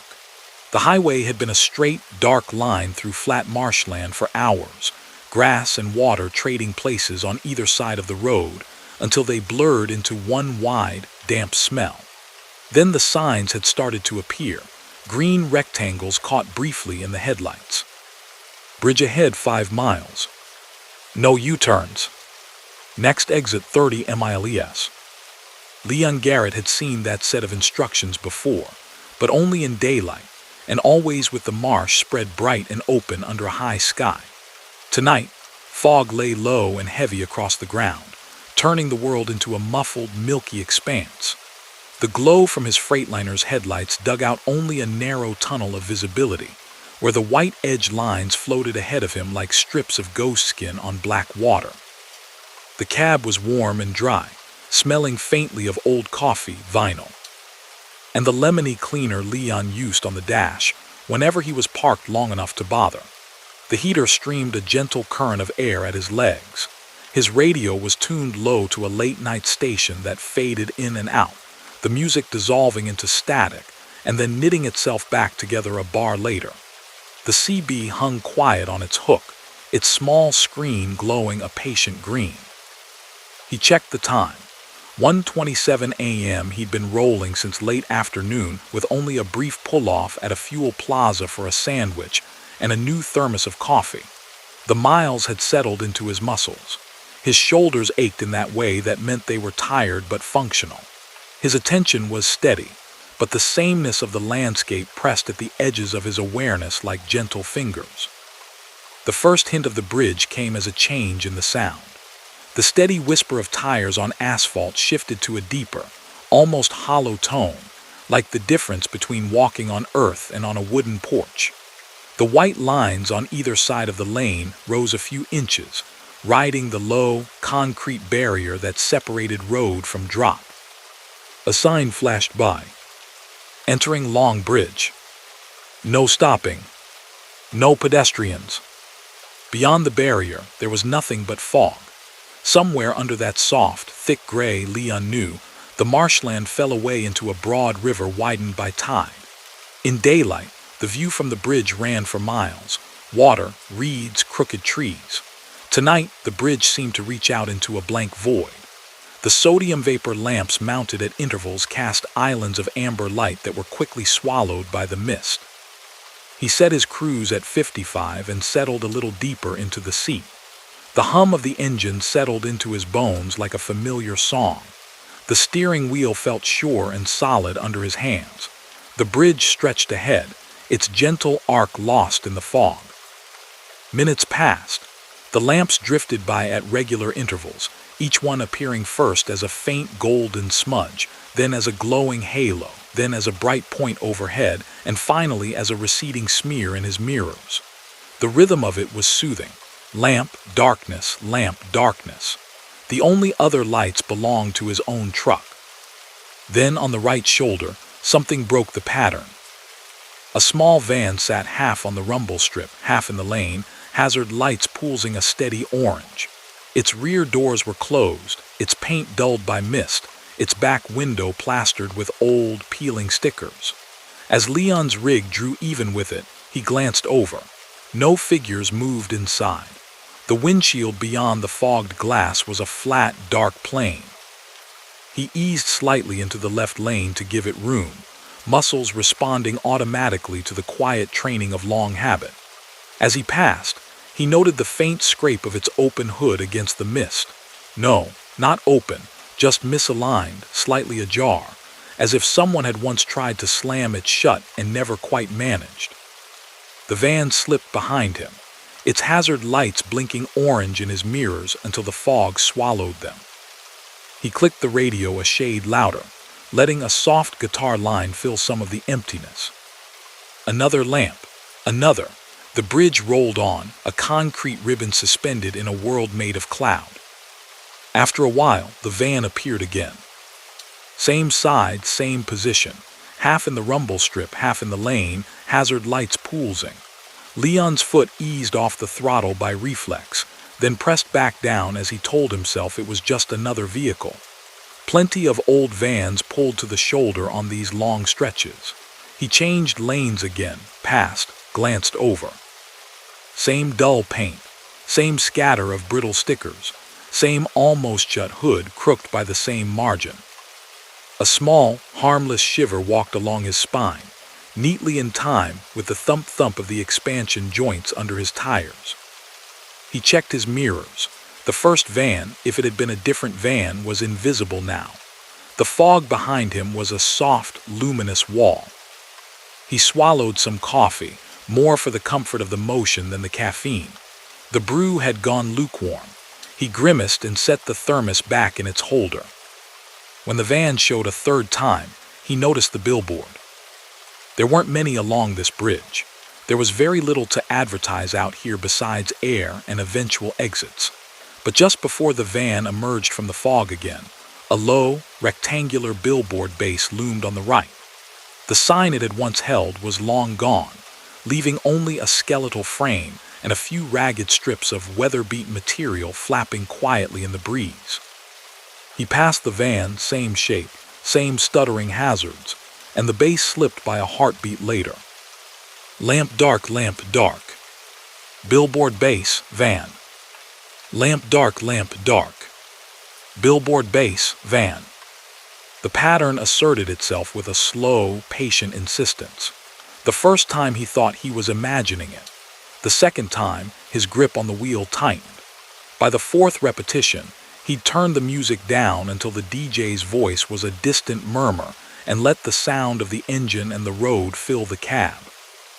Leon knew fatigue could play tricks. More than once in his early years, pushing too hard for delivery windows that never truly cared, he'd found himself startled by the sudden realization that he couldn't quite remember the last 5 miles. He'd straightened up, turned on cold air, slapped his cheeks until they stung. He was older now, smarter with his hours. Yet the clock on the dash read 1:28. He blinked, frowned, glanced back. 1:28. The same digital numerals he had seen before the bridge. The seconds indicator ticked forward, but the minutes did not. The odometer at least turned. A tenth here, a tenth there, steady and even. The fuel gauge hesitated, then nudged down a hair. Lamp dark, billboard, van. His tongue felt dry. He opened the window a few inches. Fog rolled in, cool and damp, kissing the warm air of the cab and curdling into a brief, clammy equilibrium. The smell of wet concrete and river water seeped under the familiar, enclosed scent of the cab. It felt good, anchoring. He reached for the CB, thumbed the mic with a practiced motion. "Breaker 19, he said, keeping his tone casual. "Any northbounders on the causeway tonight? Getting some thick pea soup out here." His own voice sounded strange to his ears, hollow, as if he were speaking in a room with higher ceilings than the cab allowed. The CB responded with a low, unbroken hiss. He waited 10 seconds, 15, nothing. Not the chuckle of a joker, not the annoyed sigh of someone woken from a half-doze, not even the rustle of someone leaning on their mic in their sleep. "Any southbounders then?" he tried. "Anybody see a busted van on the shoulder back a ways?" For a moment the static seemed to swell, deepening into a soft roar like distant surf. Within it, something almost like a syllable stirred, then blurred away. He set the mic back on its hook, with more care than seemed necessary. The van loomed again. The billboard base shuffled past. The clock stubbornly displayed 1:28. He could feel his breath now, steady and measured. His heart, too, a slow, aware pulse. His body did not feel like a body about to fall asleep. It felt like a body keyed up, quietly alert, sitting on the edge of something it couldn't quite name. Up ahead, a new sign emerged from the fog, yellow instead of green. "Emergency pull-off, 14 mile. 4 disabled vehicles only." He didn't remember ever seeing such a sign on this bridge. He tried to summon a daytime picture of the span in his mind: guardrails, lampposts, the distant glitter of water. The memory did not include any bulges in the concrete for pull-offs, only the long, thin line of road. Yet when the quarter-mile was spent, a gentle widening of the shoulder appeared on the right. The fog there glowed a softer, warmer orange. Another truck sat in the bay, nose angled toward the road, hazard lights ticking their patient metronome. Leon's stomach gave a small, unexpected twist. There was comfort always in another rig on a lonely stretch. Even a silhouette through fog suggested a working world continuing on its tracks. He flicked on his signal and guided his truck toward the pull-off. The extension of pavement curved away from the main lane in a shallow arc, then flattened into a generous triangle. The other rig sat at its apex, a long, dark shape outlined in mist and amber light. Leon recognized the boxy lines of an older Freightliner model, the kind with chrome mirrors that stuck out like antennae and a squared-off grille. He came to a stop a little ways back, giving respectful space. The engine settled into a deeper idle, the vibrations soothing in their familiarity. He pulled his brake, heard the sigh of air. For a moment, he simply watched. The other truck's hazards flashed, orange against gray, perfectly synchronized with his own. The truck's cab curtains were drawn. No door opened. No figure moved between truck and barrier. His fingers found the CB mic again, before he quite realized it. "Pull off on the causeway," he said softly. "This is northbound Garrett in the white Freightliner, stopping to check my bearings. You got ears on." Static, a low, even C. Then softly under it, a voice emerged. "Leon." The sound was almost lost in the hiss, but the shape of his own name carried through with uncanny clarity. The voice that spoke it was familiar in a way that made the hairs on his forearms lift. The timbre, the cadence, it was his own, played back through a slightly different microphone, bearing the slight distortion of weather and distance. He did not answer at once. His throat felt tight. His thumb rested on the transmit button without enough pressure to engage it. The speaker crackled again. "Leon, you there?" the voice repeated. "You made the pull-off right." He looked at the other truck. Its side mirror, fog-beaded and dull, reflected only a soft, indistinct glow. The cab silhouette was unbroken. He forced his thumb down. "This is Leon," he said, his own voice sounding thinner now. "Who am I talking to?" A pause, then a soft chuckle, unmistakably his but edged with something else, a tiredness perhaps or relief. "Talking to yourself looks like," the voice replied. "Or close enough. Listen, you're all right. You did good taking the exit, just sit tight for a spell. The cab seemed suddenly smaller. The air, though still warm, felt denser.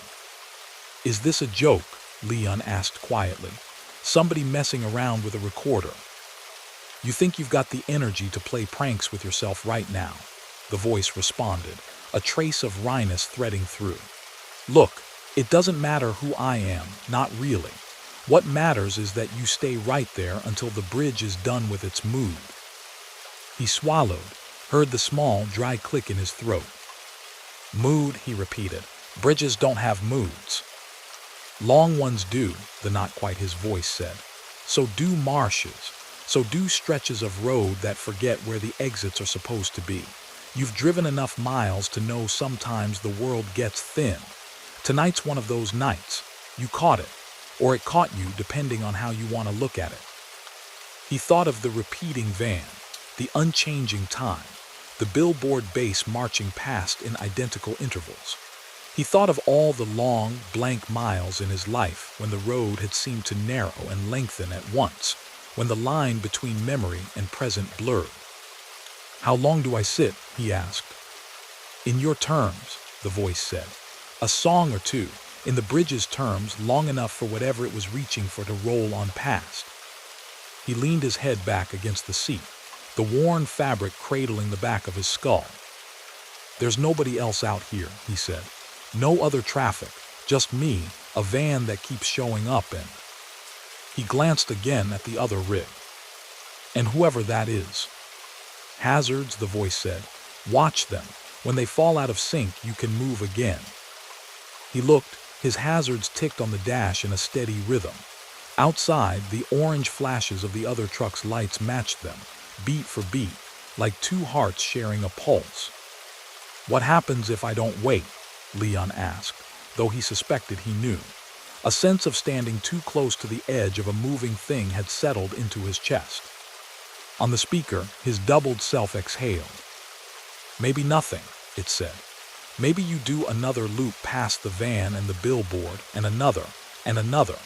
Maybe you don't notice until the coffee's gone cold, and the tank's flirting with empty, and you've still only seen 1:28 on the dash. The static rose, soft and insistent, then dipped again. Or maybe you meet whatever's walking the span tonight, the voice finished. And I don't recommend that personally. Leon closed his eyes briefly. The orange flashes painted his lids in slow intervals. How do you know? He asked. The answer came back quiet. Because I didn't wait the first time, it said. And it took a while to find my way back to an exit that stuck. Thought you might like a shortcut. On the right, in the corner of his vision, movement stirred at the other truck. Not a door opening, not a curtain twitching. More like the subtle, almost imperceptible settling of a vehicle when weight shifts inside. Someone leaning forward, someone turning their head. He opened his eyes. The silhouette was unchanged. The hazards ticked. All at once, he felt very tired. Okay, he said simply. I'll wait. Good, the voice replied. Talk to you soon. The line went quiet. The static smoothed into a thin, even hiss, no more meaningful than the whisper of blood in his own ears. Outside, fog swirled. The bridge under his truck hummed with the distant, deep resonance of concrete carrying weight. Somewhere far below, the river moved unseen. Seconds passed, or minutes. Time resumed its slow, perceptible crawl. The clock on the dash flicked to 1:29, then 1:30, his breathing evened. The orange flashes continued their twin dance. At some point, without fanfare, the lights fell out of sync. It happened gradually. One cycle, they were perfectly aligned. The next, the other truck's hazards seemed a hair late. Then later still, until their blinks formed a slow, intermittent syncopation. Leon watched for another full minute. His own heartbeat stayed slow. The sense of pressure in the air eased, like a storm sliding off into another county. He flicked off his hazards. The cabin dial clicked under his fingers. Outside, only the other truck's orange lights pulsed now, a lone metronome in the fog. He keyed the mic. Appreciate the company, he said softly, not sure which direction the words went. "Guess I'll get moving." The speaker remained quiet. No answering chuckle, no cryptic reassurance, only the faithful hiss. He put the truck in gear, released the brake, and rolled forward. As his headlights swept across the other rig, for just a heartbeat, the fog thinned enough to show its lines clearly. The paint was a color that had once been deep blue but had faded toward gray. The company name stenciled on the door was one Leon hadn't seen in a decade, a small outfit that had gone under long before he sold his first truck. The license plate bore a year far behind him. Then the fog folded back in. He eased onto the main lane, the pull-off narrowing behind him. In his mirror, the triangle of pavement and the truck within it retreated into softness, then into nothing at all. The bridge no longer felt endless. Its lamps seemed brighter, their halos smaller. After a handful more, a green sign appeared. End bridge. Next exit 1 mile. The elevated hum under his tires smoothed back into the ordinary whisper of road on land. The fog began to fray along the edges, revealing scattered treetops and the low glow of a town beyond. The clock read 1:47. Later, at a truck stop diner 30 miles up, eating eggs under 2 bright lights, Leon would pull out his atlas and trace the bridge on the map with a calloused finger. The causeway was there, marked in pale blue over the river. The distance matched what his odometer said. No emergency pull-off was marked along its span. When he mentioned the repeating van to another driver over coffee, the man only shrugged. "Long bridges at night'll do that to you," he said. "Fog, lack of reference points, play tricks. You did right to stop a while. Better weird than sorry." Leon agreed outwardly. Inwardly, he thought of the synchronized hazards.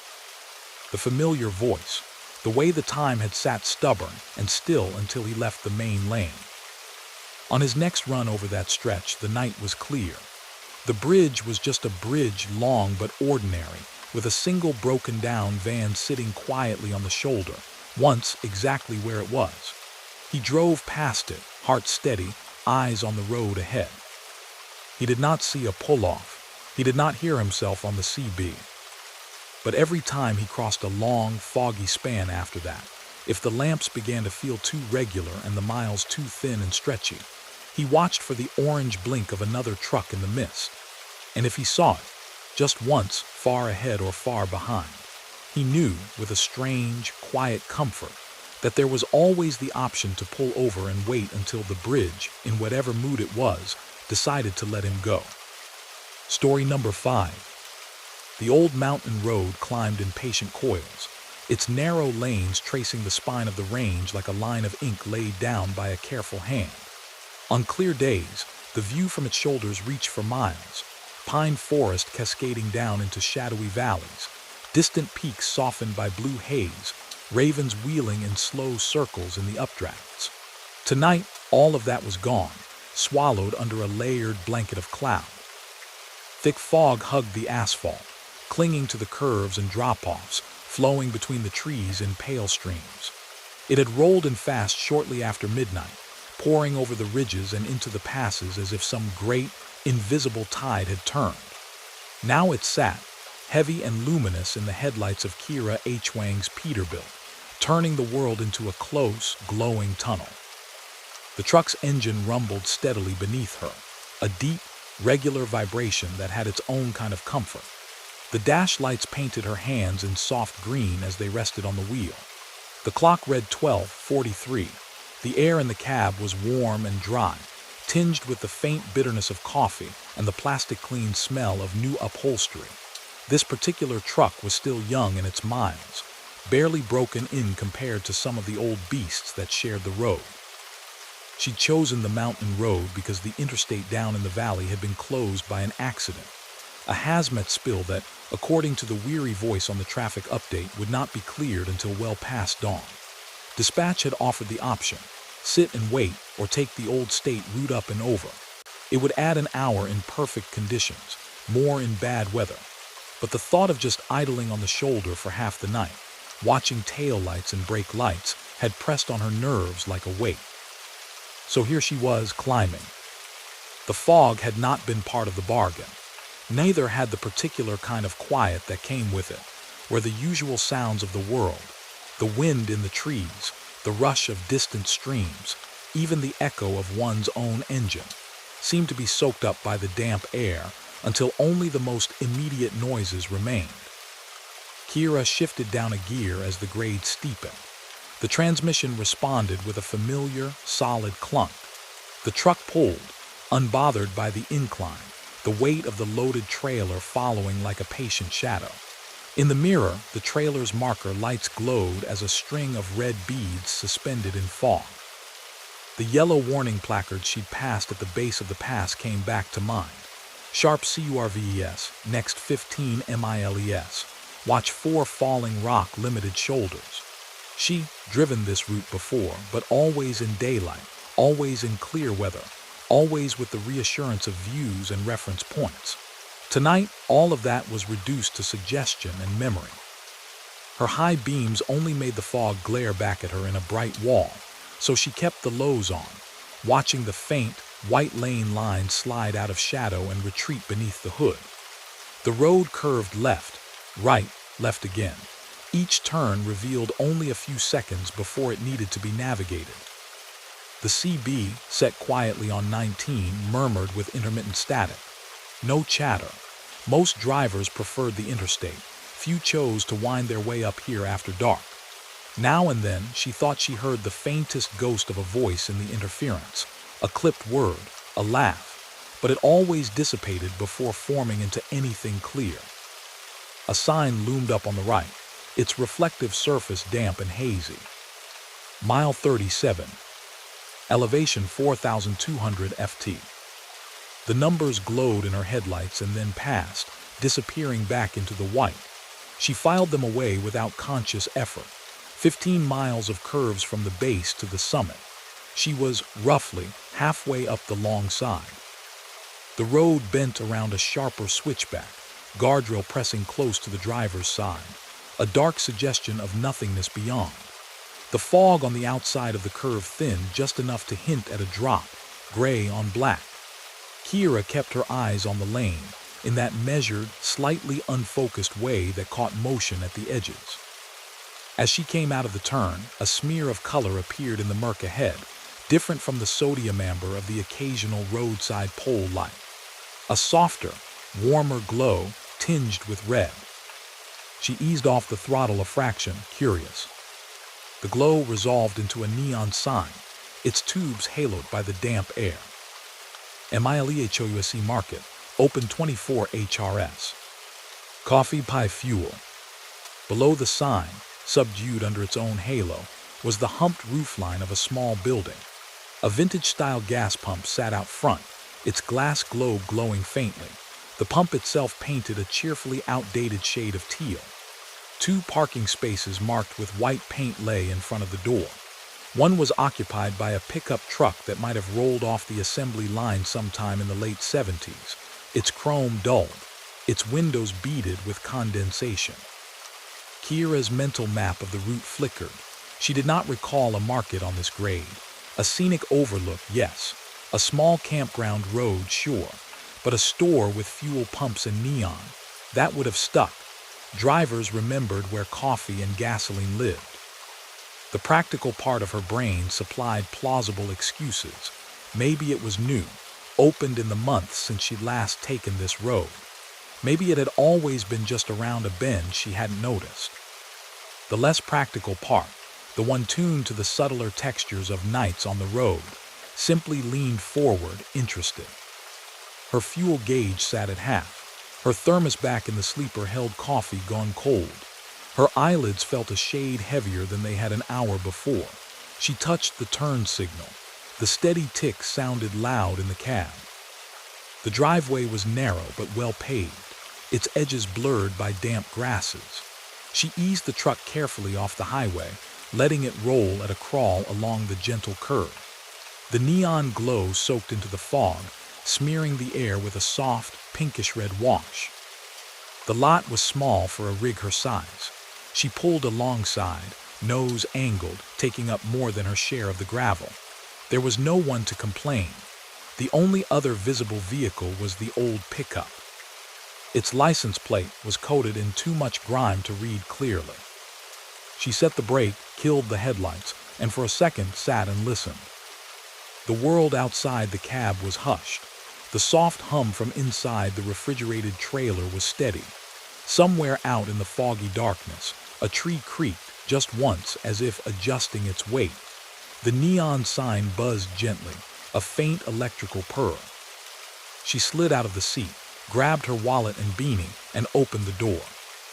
Cold, damp air met her, cool against the heat clinging to her skin from hours in the warmed cab. The smell out here was different: pine resin, wet gravel, and an underlying hint of old wood and coffee. Droplets of fog settled on her eyelashes and cheeks as she climbed down. Under the neon's glow, the world took on a dreamlike tint. The letters of the sign were simple, blocky, without the slick branding of chains. Inside the glass door, a yellow light burned, honey-warm compared to the night. A small, hand-lettered sign hung in the door's window. "We never close." She pushed the door open. A bell above it chimed, not with the brittle jangle of thin metal, but with a fuller, homey note, like an actual small bell hung on a ribbon. The sound lingered in the air for a heartbeat longer than it should have. Inside, the heat was immediate and gentle, not the searing blast of a wall heater, but the enveloping warmth of a space that had been kept cozy for hours. The air smelled of brewed coffee, baked sugar, and something faintly floral, like dried lavender tucked in drawers years ago. The market was small, the kind of place that tried to be everything at once. To the right, shelves held canned goods, instant noodles, dusty bags of chips with logos from several different decades. To the left, a short counter offered a glass case with pies under domes, a coffee urn, a row of mismatched mugs hanging from hooks. Behind the counter, a woman looked up from a crossword puzzle. Her hair was silver white and piled in a loose knot at the back of her head. She wore a cardigan the color of old moss over a faded flannel shirt. Her eyes, when they met Kara, were clear and remarkably alert. "Well now," she said, setting her pencil aside. "Fog's brought you in, has it?" Kara managed a small, automatic smile, the kind that came from years of truck stop pleasantries. "Something like that," she replied. "Didn't know there was a market up here." "Most only find us when they need us," the woman said, as if that explained everything. "Coffee's fresh. Pie's decent. You look like you could use both." Kira did not question how her level of tiredness showed that plainly. Road weariness had its own posture. She stepped closer to the counter.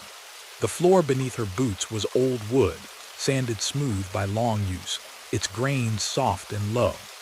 A small radio on a shelf behind the woman played a song, so quiet it was more suggestion than sound. Something with a slow, crooning voice and a brushed snare, like music from decades past. "How long you been out?" the woman asked, reaching for a mug. "Left the distribution center around 7, Kira said. "Got detoured off the interstate around 11. Felt like a good idea to stretch before the top." "You were right," the woman said. "Mountains like company through the worst of it, sugar in your coffee." "Just black, thanks." The woman poured from the urn. Steam rose in a gentle column, carrying that familiar, slightly bitter fragrance. She slid the mug across the counter. The ceramic was thick and diner solid, with a faint chip on the rim. Kira wrapped her hands around it. The heat soaked into her fingers, grounding real. "Name me," the woman said. "You can park as long as you need. We don't get many big rigs up here, but the ones that do stop never seem to regret it." Kira glanced around the room again. On one wall hung a collection of photographs, some color, some black and white. Trucks parked out front, drivers grinning beside them, the market sign glowing above their shoulders. The trucks in the older photos had long noses and rounded fenders. The clothes on the drivers shifted with the times, from flannel and denim to neon windbreakers to more modern hoodies. In several of the pictures, fog wreathed the background, turning the pines into pale smudges. "Place been here long?" she asked. "Long enough the road's forgotten where we fit," Me said with a small, amused tilt of her lips. "You headed north or south?" "North," Kira answered, "dropping in Crescent Falls by morning, or that was the plan." Me made a thoughtful sound. "Crescent Falls," she repeated. "Road's a bit touchy up that way tonight. Best not to push through all in one go." An uneasy prickle brushed the base of Kira's neck. She sipped the coffee, strong, surprisingly good, and let the warmth slide down, blooming in her chest. "What do you mean touchy?" she asked. Me's gaze shifted to the window. Outside, the neon soaked the fog in color. Beyond the small, illuminated bubble, there was nothing. No trees, no road, no world. "Sometimes the mountain keeps its worst to itself," Me said. "Rock comes down where it didn't used to. Fog digs in deeper than forecast. Turnouts appear where nobody remembers paving them." She looked back. "You know how it is. You've driven enough nights." Kira did know. She knew the way a familiar route could feel unfamiliar with just the right mix of weather and weariness, how memory and present could misalign by half a mile or more. "You're saying I should stay?" she asked, half joking. Me's eyes softened. "I'm saying you've already stopped," she replied. "That's usually the hardest part. Have a slice of pie, sit a bit. When the mountain's done rearranging itself, you'll have a clearer road." It was an odd way to put it, but something in the words settled into a place that felt, strangely, like relief. Kira glanced at the pies under their domes. Cherry, apple, something cream-topped that might have been coconut or banana. The crusts were golden and slightly uneven, the way handmade crusts always were. Her stomach, which she'd been ignoring, gave a small, hopeful twitch. "All right," she said. "Apple then, please." Me's smile broadened, not in triumph but in simple satisfaction. "Good choice," she said. She lifted the dome, the faint scent of cinnamon and buttered crust filling the air as she slid a slice onto a plate. The fork clinked softly on the ceramic. Kira took a bite. The pie was warm, the apples tender but not mushy, the spices balanced. It tasted like something someone had made because they liked the act of making it, not because they needed to empty a freezer. As she ate, the radio drifted through a series of old tunes, each one separated by a small, pleasing pop of the dial being turned. Time seemed to unspool at a slightly different speed in the warm little room, not faster or slower exactly, but thicker, like honey compared to water. On the wall of photos, one picture caught her eye. A truck much like hers, same model, even similar paint job, was parked at an angle she recognized, hogging the lot, the neon sign glowing above. The driver standing beside it had their back to the camera, so no face showed, but the set of their shoulders, the way they held themselves, sparked a strange familiarity. The date scribbled in ballpoint on the bottom corner read, "Fog Night, OCT 23. Her mind supplied the current month, October. The year. The calendar in her cab had the same. She blinked, looked closer. The ink was faded just enough to seem older than a week or two. "Lot of regulars?" she asked, nodding toward the photos. "Everyone who finds us once tends to find us again," Me said, "one way or another." When the coffee was gone and the last crumbs of crust had been chased around the plate, Kira felt a kind of looseness in her muscles she hadn't realized she was missing. Not sleepy, exactly. Just unknotted. She paid cash at Me's gentle request, card machines fussy in weather like this, and lingered a moment longer. "Thank you," she said, "for the coffee and the company."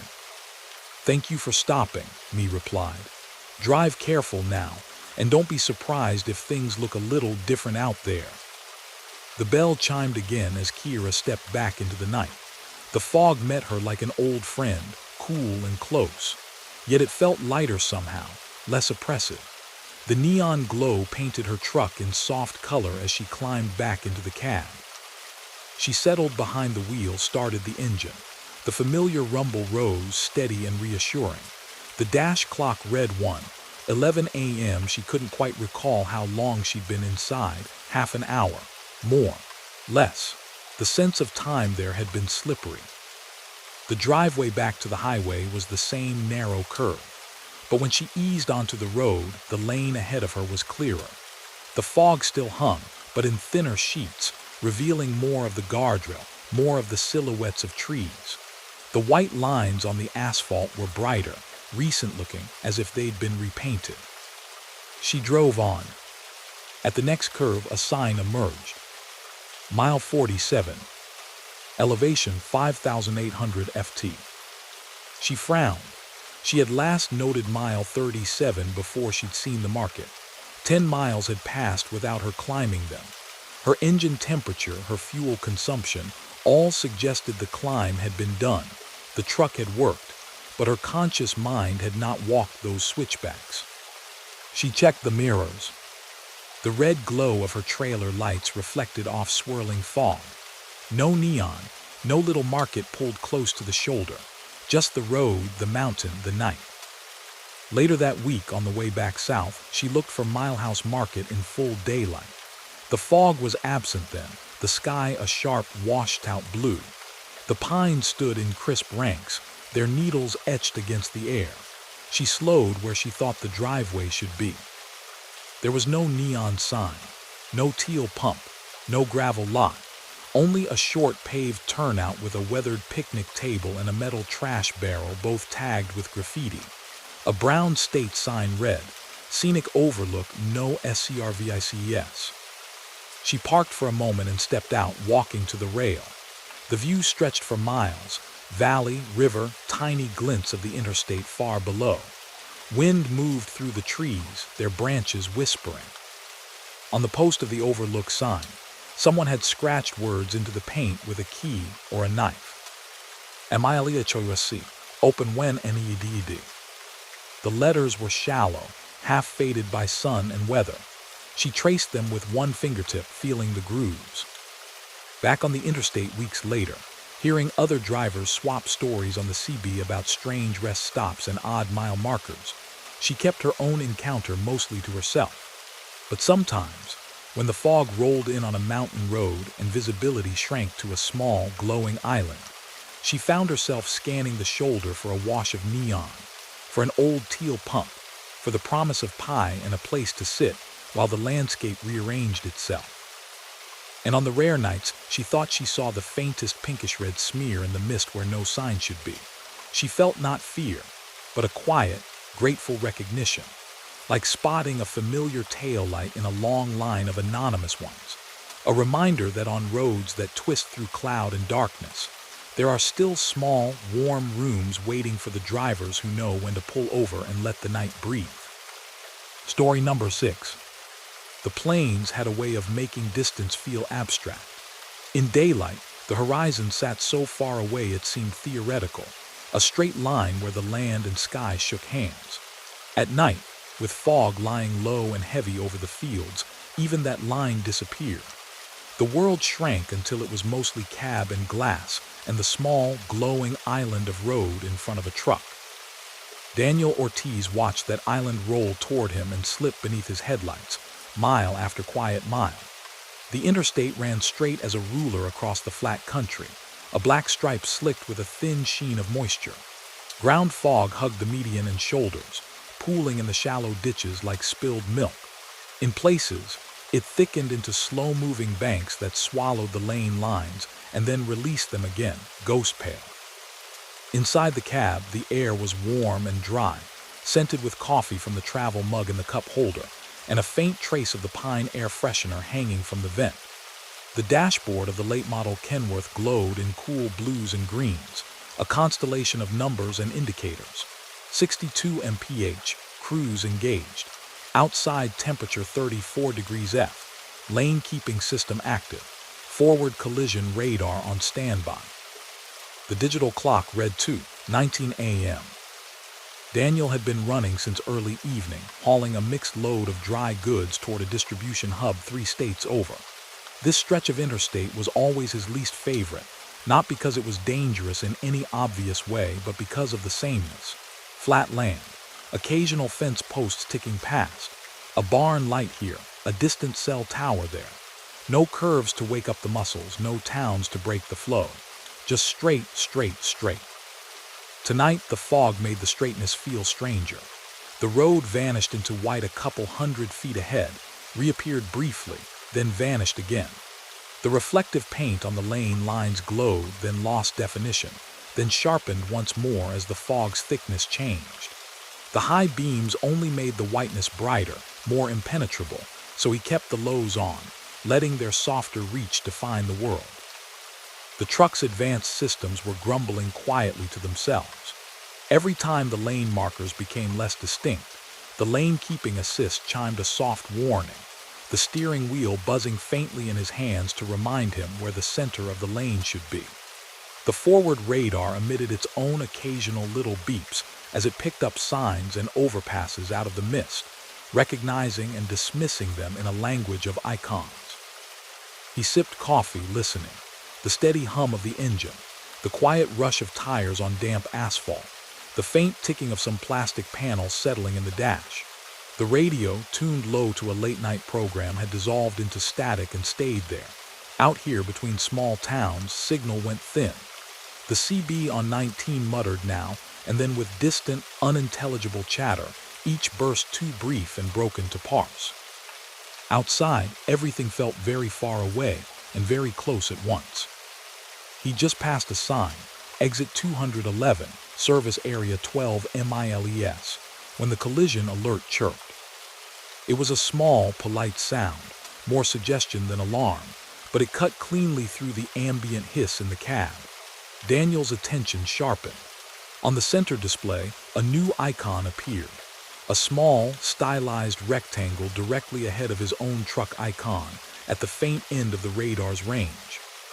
Vehicle ahead. Dist 350 m.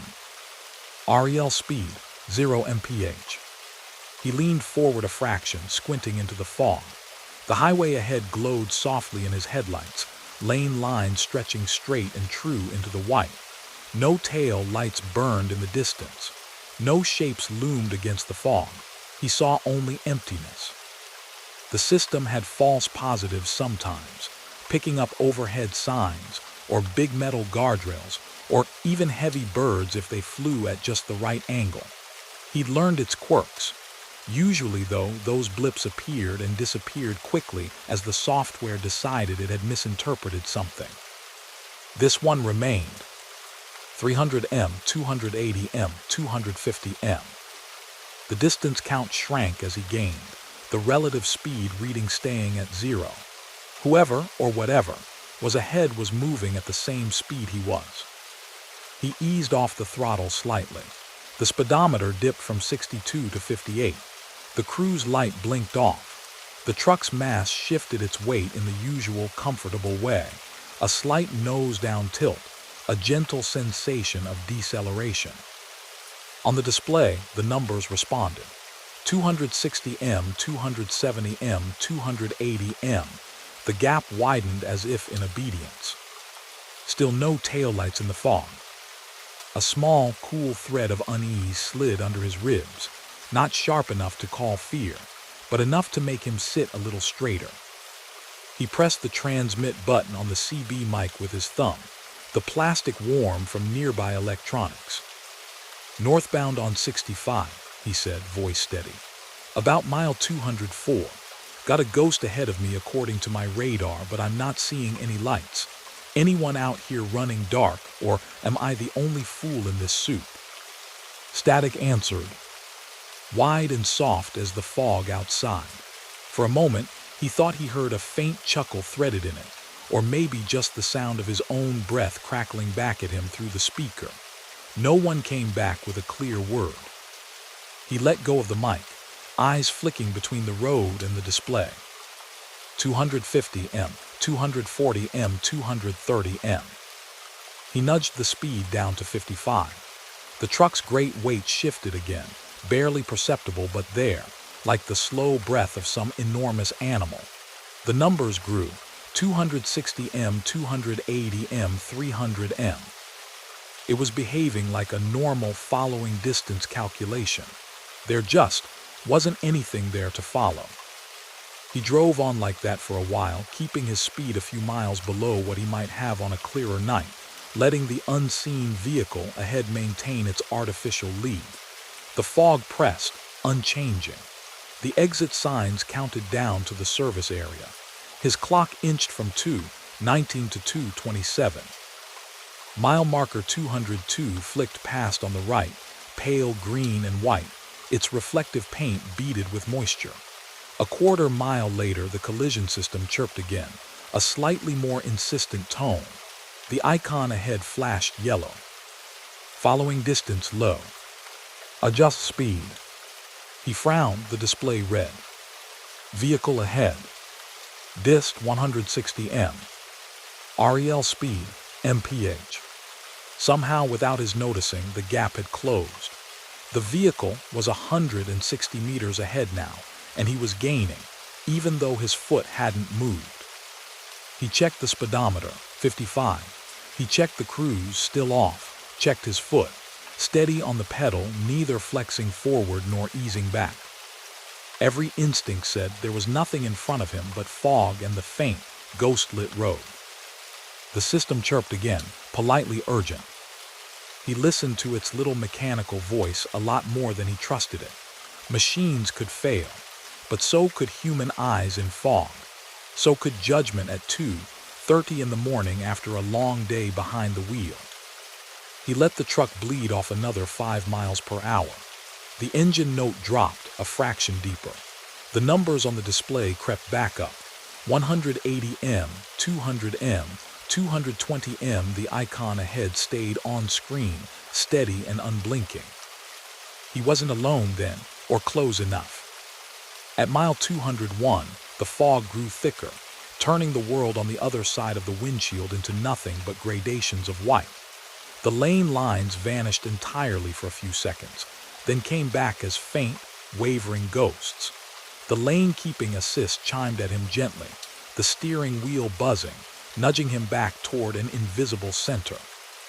He felt the subtle tension in his forearms, the small adjustments his hands made, tiny course corrections in response to cues more felt than seen. Up ahead, the service area should have been coming into view, the low sodium glow of its lights bleeding into the fog, the shapes of fuel canopies and parked trucks growing out of the white.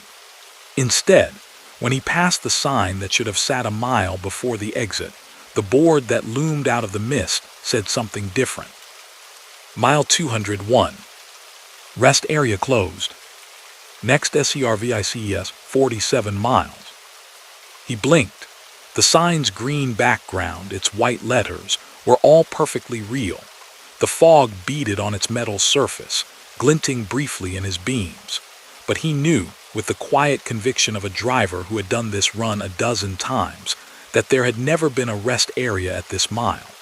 The service plaza at 211 was the only game in town for 50 miles in either direction. The radar chirped, 140 m, 130 m. The icon ahead of his own little truck on the display glowed amber now, little lines radiating from it to indicate heightened caution. The system dropped an automatic suggestion on the screen. Apply brake. Risk of collision. The lane felt narrower suddenly, or maybe that was just his attention tightening. Fog pressed against the windshield, a blank moving wall. The world was white, dashboard, the soft glow of gauges, the faint hum of truck and heater, and the persistent mechanical insistence that something was just beyond his sight. He thumbed the CB again. Northbound 65, around 201, he said. Anyone else seeing a closed rest area sign where the plaza's supposed to be? Silence. Then very faintly, after a small, sharp pop of static, a voice slid through. T area closed, repeat, closed till further notice. The words were half swallowed, thin and far away, but their rhythm had the clipped efficiency of official language. Another burst of static, then nothing. He swallowed, mouth dry. Say again, he tried. You talking about the 211 plaza or someplace else? The CB hissed softly, then quieted. No answer. Ahead, the unseen object's distance dropped. 100 m, 90 m, 80 m. All right, he thought, we're doing this. He eased the truck down to 45, feeling the trailer's gentle urge forward as inertia pressed against deceleration. The icon on the screen steadied at 140 m, then grew. 160 m, 180 m, the system's urgent chirping softened, went back to its earlier, watchful beeps. His pulse, which had climbed without his permission, began to settle. Just then the fog thinned a shade, enough to show him the faint, red glimmer of taillights far ahead. Two small dots, hazy and diffuse, the way lights always looked in damp air. They floated at the edge of visibility, perfectly aligned with the center of his lane. Relief came with a reflexive exhale. There it is, he thought. Someone really is out here. He stared, squinting, trying to make out more. The shape around the taillights never quite resolved. No clear outline of a trailer, no sharp corner of a bumper, just the suggestion of metal, a vague, darker smudge. The gap between them remained stubbornly the same. He nudged his speed up a couple of miles, watched the distance reading shrink, then swell as the other vehicle seemed to match him without any change in the glow of its lights. He realized suddenly that he had not seen those taillights appear. One moment there had been nothing. The next they were simply there at the radar's indicated range. Mile marker 200 slid past, a pale flash at the edge of his vision. On the center display, in small text under the vehicle ahead icon, new information blinked into existence. ID NA. Brake status ON. Lane position center. Brake status on. The system believed the vehicle ahead was actively applying its brakes, yet its speed relative to his remained zero. They were, in theory, both slowing in sync. The highway beneath his tires felt subtly different. A faint vibration came up through the cab, not from the engine or road texture, but something more muffled, as if they were running over a surface with a slightly different resonance. He found his gaze drawn repeatedly to the clock. 2:19 had become 2:34, then 2:35. Time, at least, had remembered to move. The next sign that grew from the fog ahead was old. Not just weathered, old in design, old in style. Button reflectors, circular and domed, dotted its surface instead of the smooth, modern reflective coating. The green paint was faded, the edges streaked with rust. Caution, fog area. Turn on HEADLHTS. Do not stop on roadway. Well, he thought Riley, 2 of 3. He was very much not stopping. He had a feeling the road would have opinions if he tried. Another mile, another sign. This one white and rectangular. Speed limit 55. When foggy. He was doing 45. His shoulders ached with the tension of that much caution, the sense of moving steadily but defensively through someone else's mood. On impulse, he thumbed the CB again. Northbound ahead of me, he said, watching the faint tail lights. If you can hear this, give me a breaker. Be nice to know I'm not talking to a glitch. For a while, there was only the hiss. Then, very softly, like words spoken in another room and picked up by a forgotten intercom, a reply came. Here you find back door, a man's voice said. Just keep it steady. Don't crowd. Fog's thick right where you don't want it to be. The accent was mild, the tone friendly in that laconic, highway way. He could almost see the sender, a middle-aged driver with one elbow propped in the window, Mike held close enough to speak without raising his voice. Daniel let out a breath he didn't realize he'd been holding. Copy that, he answered. You got a handle front door. A pause, slightly longer than casual.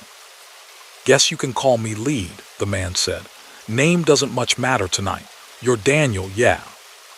The tiny hairs at the back of Daniel's neck stirred. He hadn't given his name. The truck's company logo on the door read Ortiz Freight in curved letters, but not his first name. The CB didn't broadcast ID unless he keyed it. He glanced reflexively at his shirt. No name patch. Yeah, he said. We run into each other before. Sort of, Lead replied. Don't worry about the details. Just listen up. Little ways ahead, this road forgets it's supposed to be level, drops out a piece of itself. Everyone behind you right now is trusting what you do next, whether they know it or not.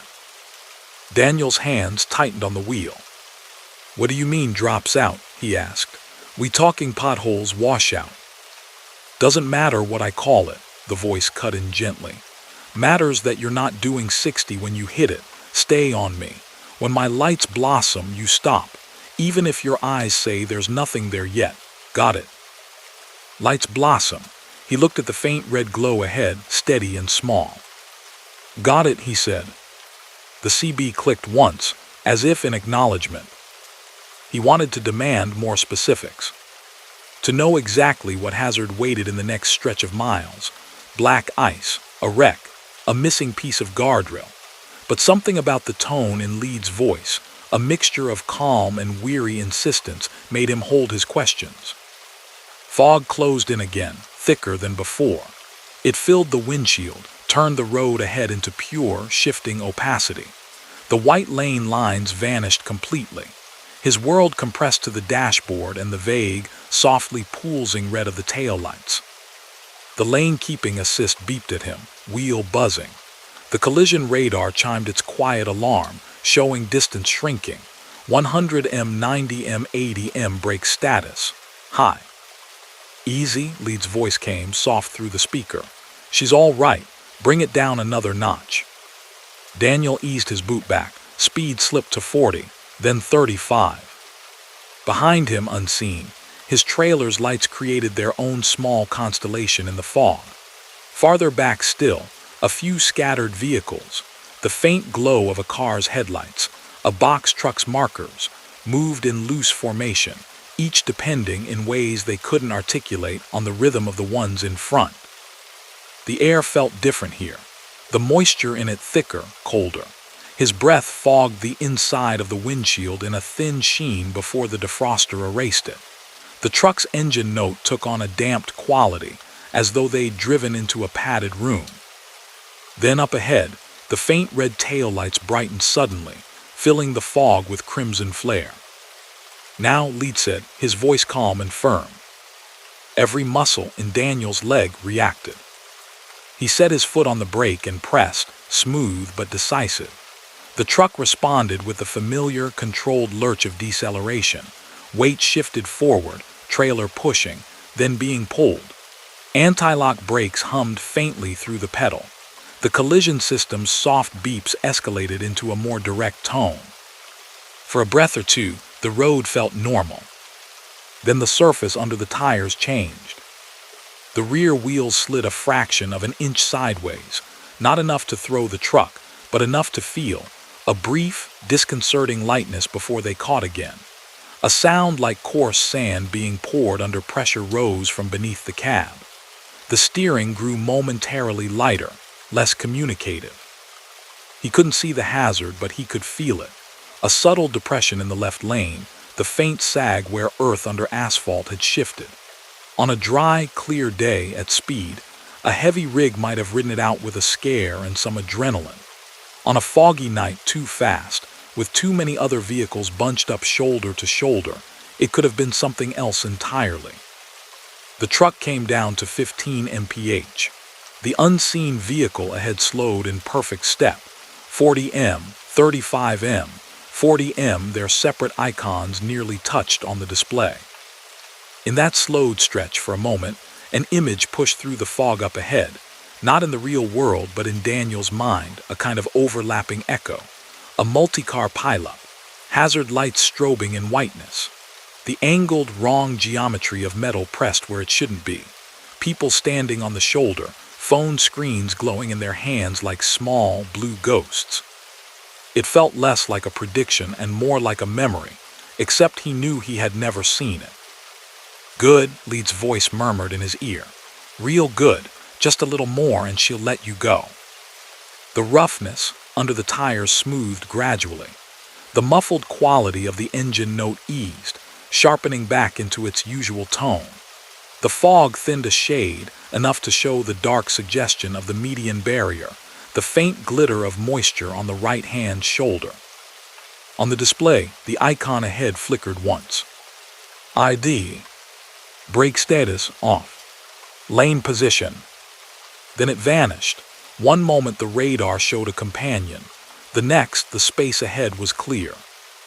Out the windshield, the faint red taillights dissolved into the fog as if someone had turned a dimmer, their glow stretching, blurring, then fading until the white swallowed them completely. Daniel's speed had fallen to barely 10 mph. He let the truck roll forward a few more yards. The collision system, finding nothing in front of him now, went silent. The CB speaker crackled softly. "Should be good now," Lead said. His voice sounded farther away. "They'll fix it proper in a year or two. For now, folks'll call it a glitch in the paving or bad fog. You'll know better." Daniel licked his lips, which felt strangely dry in the humid air. "What about you?" he asked. "You pulling over somewhere up ahead?" A pause. In it, he could almost hear the shiver of tires on wet road, the murmur of engines that weren't his. "No need," Lead answered. "I got as far as I was meant to last time around. Rest of the way's on you." The line hissed gently, then softer, like someone leaning closer to the mic out of habit. "Do me a favor, Daniel. When you hit the plaza that isn't closed anymore, take 5. Don't rush the last leg. There's always someone behind you don't even know about." "I will," Daniel said. 10-4, Lead replied. The CB clicked. The static leveled out, became just another sound in the cab. Daniel sat there for a few breaths, idling at the edge of the invisible dip in the road, the fog swirling in front of his headlights. Then he eased back into the throttle. The truck rolled forward. The steering felt normal. The hum of tires on pavement returned to its familiar texture. A quarter-mile ahead, as if the night had remembered something, a green sign emerged from the thinning fog. Service Plaza 9 miles. Open 24 hours. No mention of closure. No warning about rest areas. Just the ordinary promise of coffee, parking, bright fluorescent islands in the dark. His clock read 2:43. When he finally pulled into the plaza, yellow light spilling onto wet pavement, trucks lined up in their painted slots like resting animals, he found a place at the far end, set his brake, and just sat for a minute, listening to the engine tick and cool. The fog here was lighter, hanging in soft drifts between parked trailers, mooting the clinks and coughs and faint radio murmur leaking from other cabs. Inside the building, bright as day and smelling of fryer oil and bad coffee, he wandered to the bulletin board by habit. It was cluttered with flyers, parts suppliers, dot notices, hand-lettered ads for puppy litters and side work. One sheet older, its corners curling slightly, caught his eye. A newspaper clipping, laminated and tacked up. Local driver hailed as hero in fog crash. The photo beneath showed a younger man in a ball cap standing in front of a dark truck, a modest, almost embarrassed smile on his face. The caption named him, Leonard Lead Harris, 38. It spoke of a dense fog bank, a sudden road subsidence around mile 200, a collision narrowly avoided when a trucker in front radioed warnings and began slowing early, forcing the chain behind him to follow suit. Minor damage. No fatalities. The date on the article header was from 12 years earlier. Someone had underlined a sentence in pen. Harris, who was killed in an unrelated accident weeks later, is credited with preventing what officials say could have been a tragedy involving dozens of vehicles. Underneath, in different ink, another hand had added a small note. "Still out there, keep your distance." Daniel stood there a long moment, coffee cooling in his hand, the sounds of the plaza soft around him, forks on plates, muted TV, the murmur of exhausted conversation. When he went back to his truck, the fog was starting to lift, fraying at the edges as the hint of dawn teased the horizon. He climbed into the cab, settled in, and looked once at the center display. It showed only his own truck icon now, alone on the rendered stretch of road. He put the Kenworth in gear and pulled out, feeling the weight of his trailer, the steady purr of the engine, the subtle give of the steering. Out on the interstate, the night was still, but it no longer felt empty. Somewhere ahead of him, somewhere behind, in fog or clear air, other trucks ran their lines. Other drivers made small decisions with large ripples. And somewhere on certain nights when the fog rose just so and the road forgot itself for a few miles, a set of taillights might appear at the edge of a driver's vision, holding a steady distance, unseen by the eye but not by the radar, a quiet, patient presence saying, in its own way, "Slow down. Not yet. Not there." Daniel drove on, a little more carefully than he might have, and a little more certain that on the long, thin stretches between towns, there were more kinds of company than the empty CB and the soft hum of the tires would ever fully explain.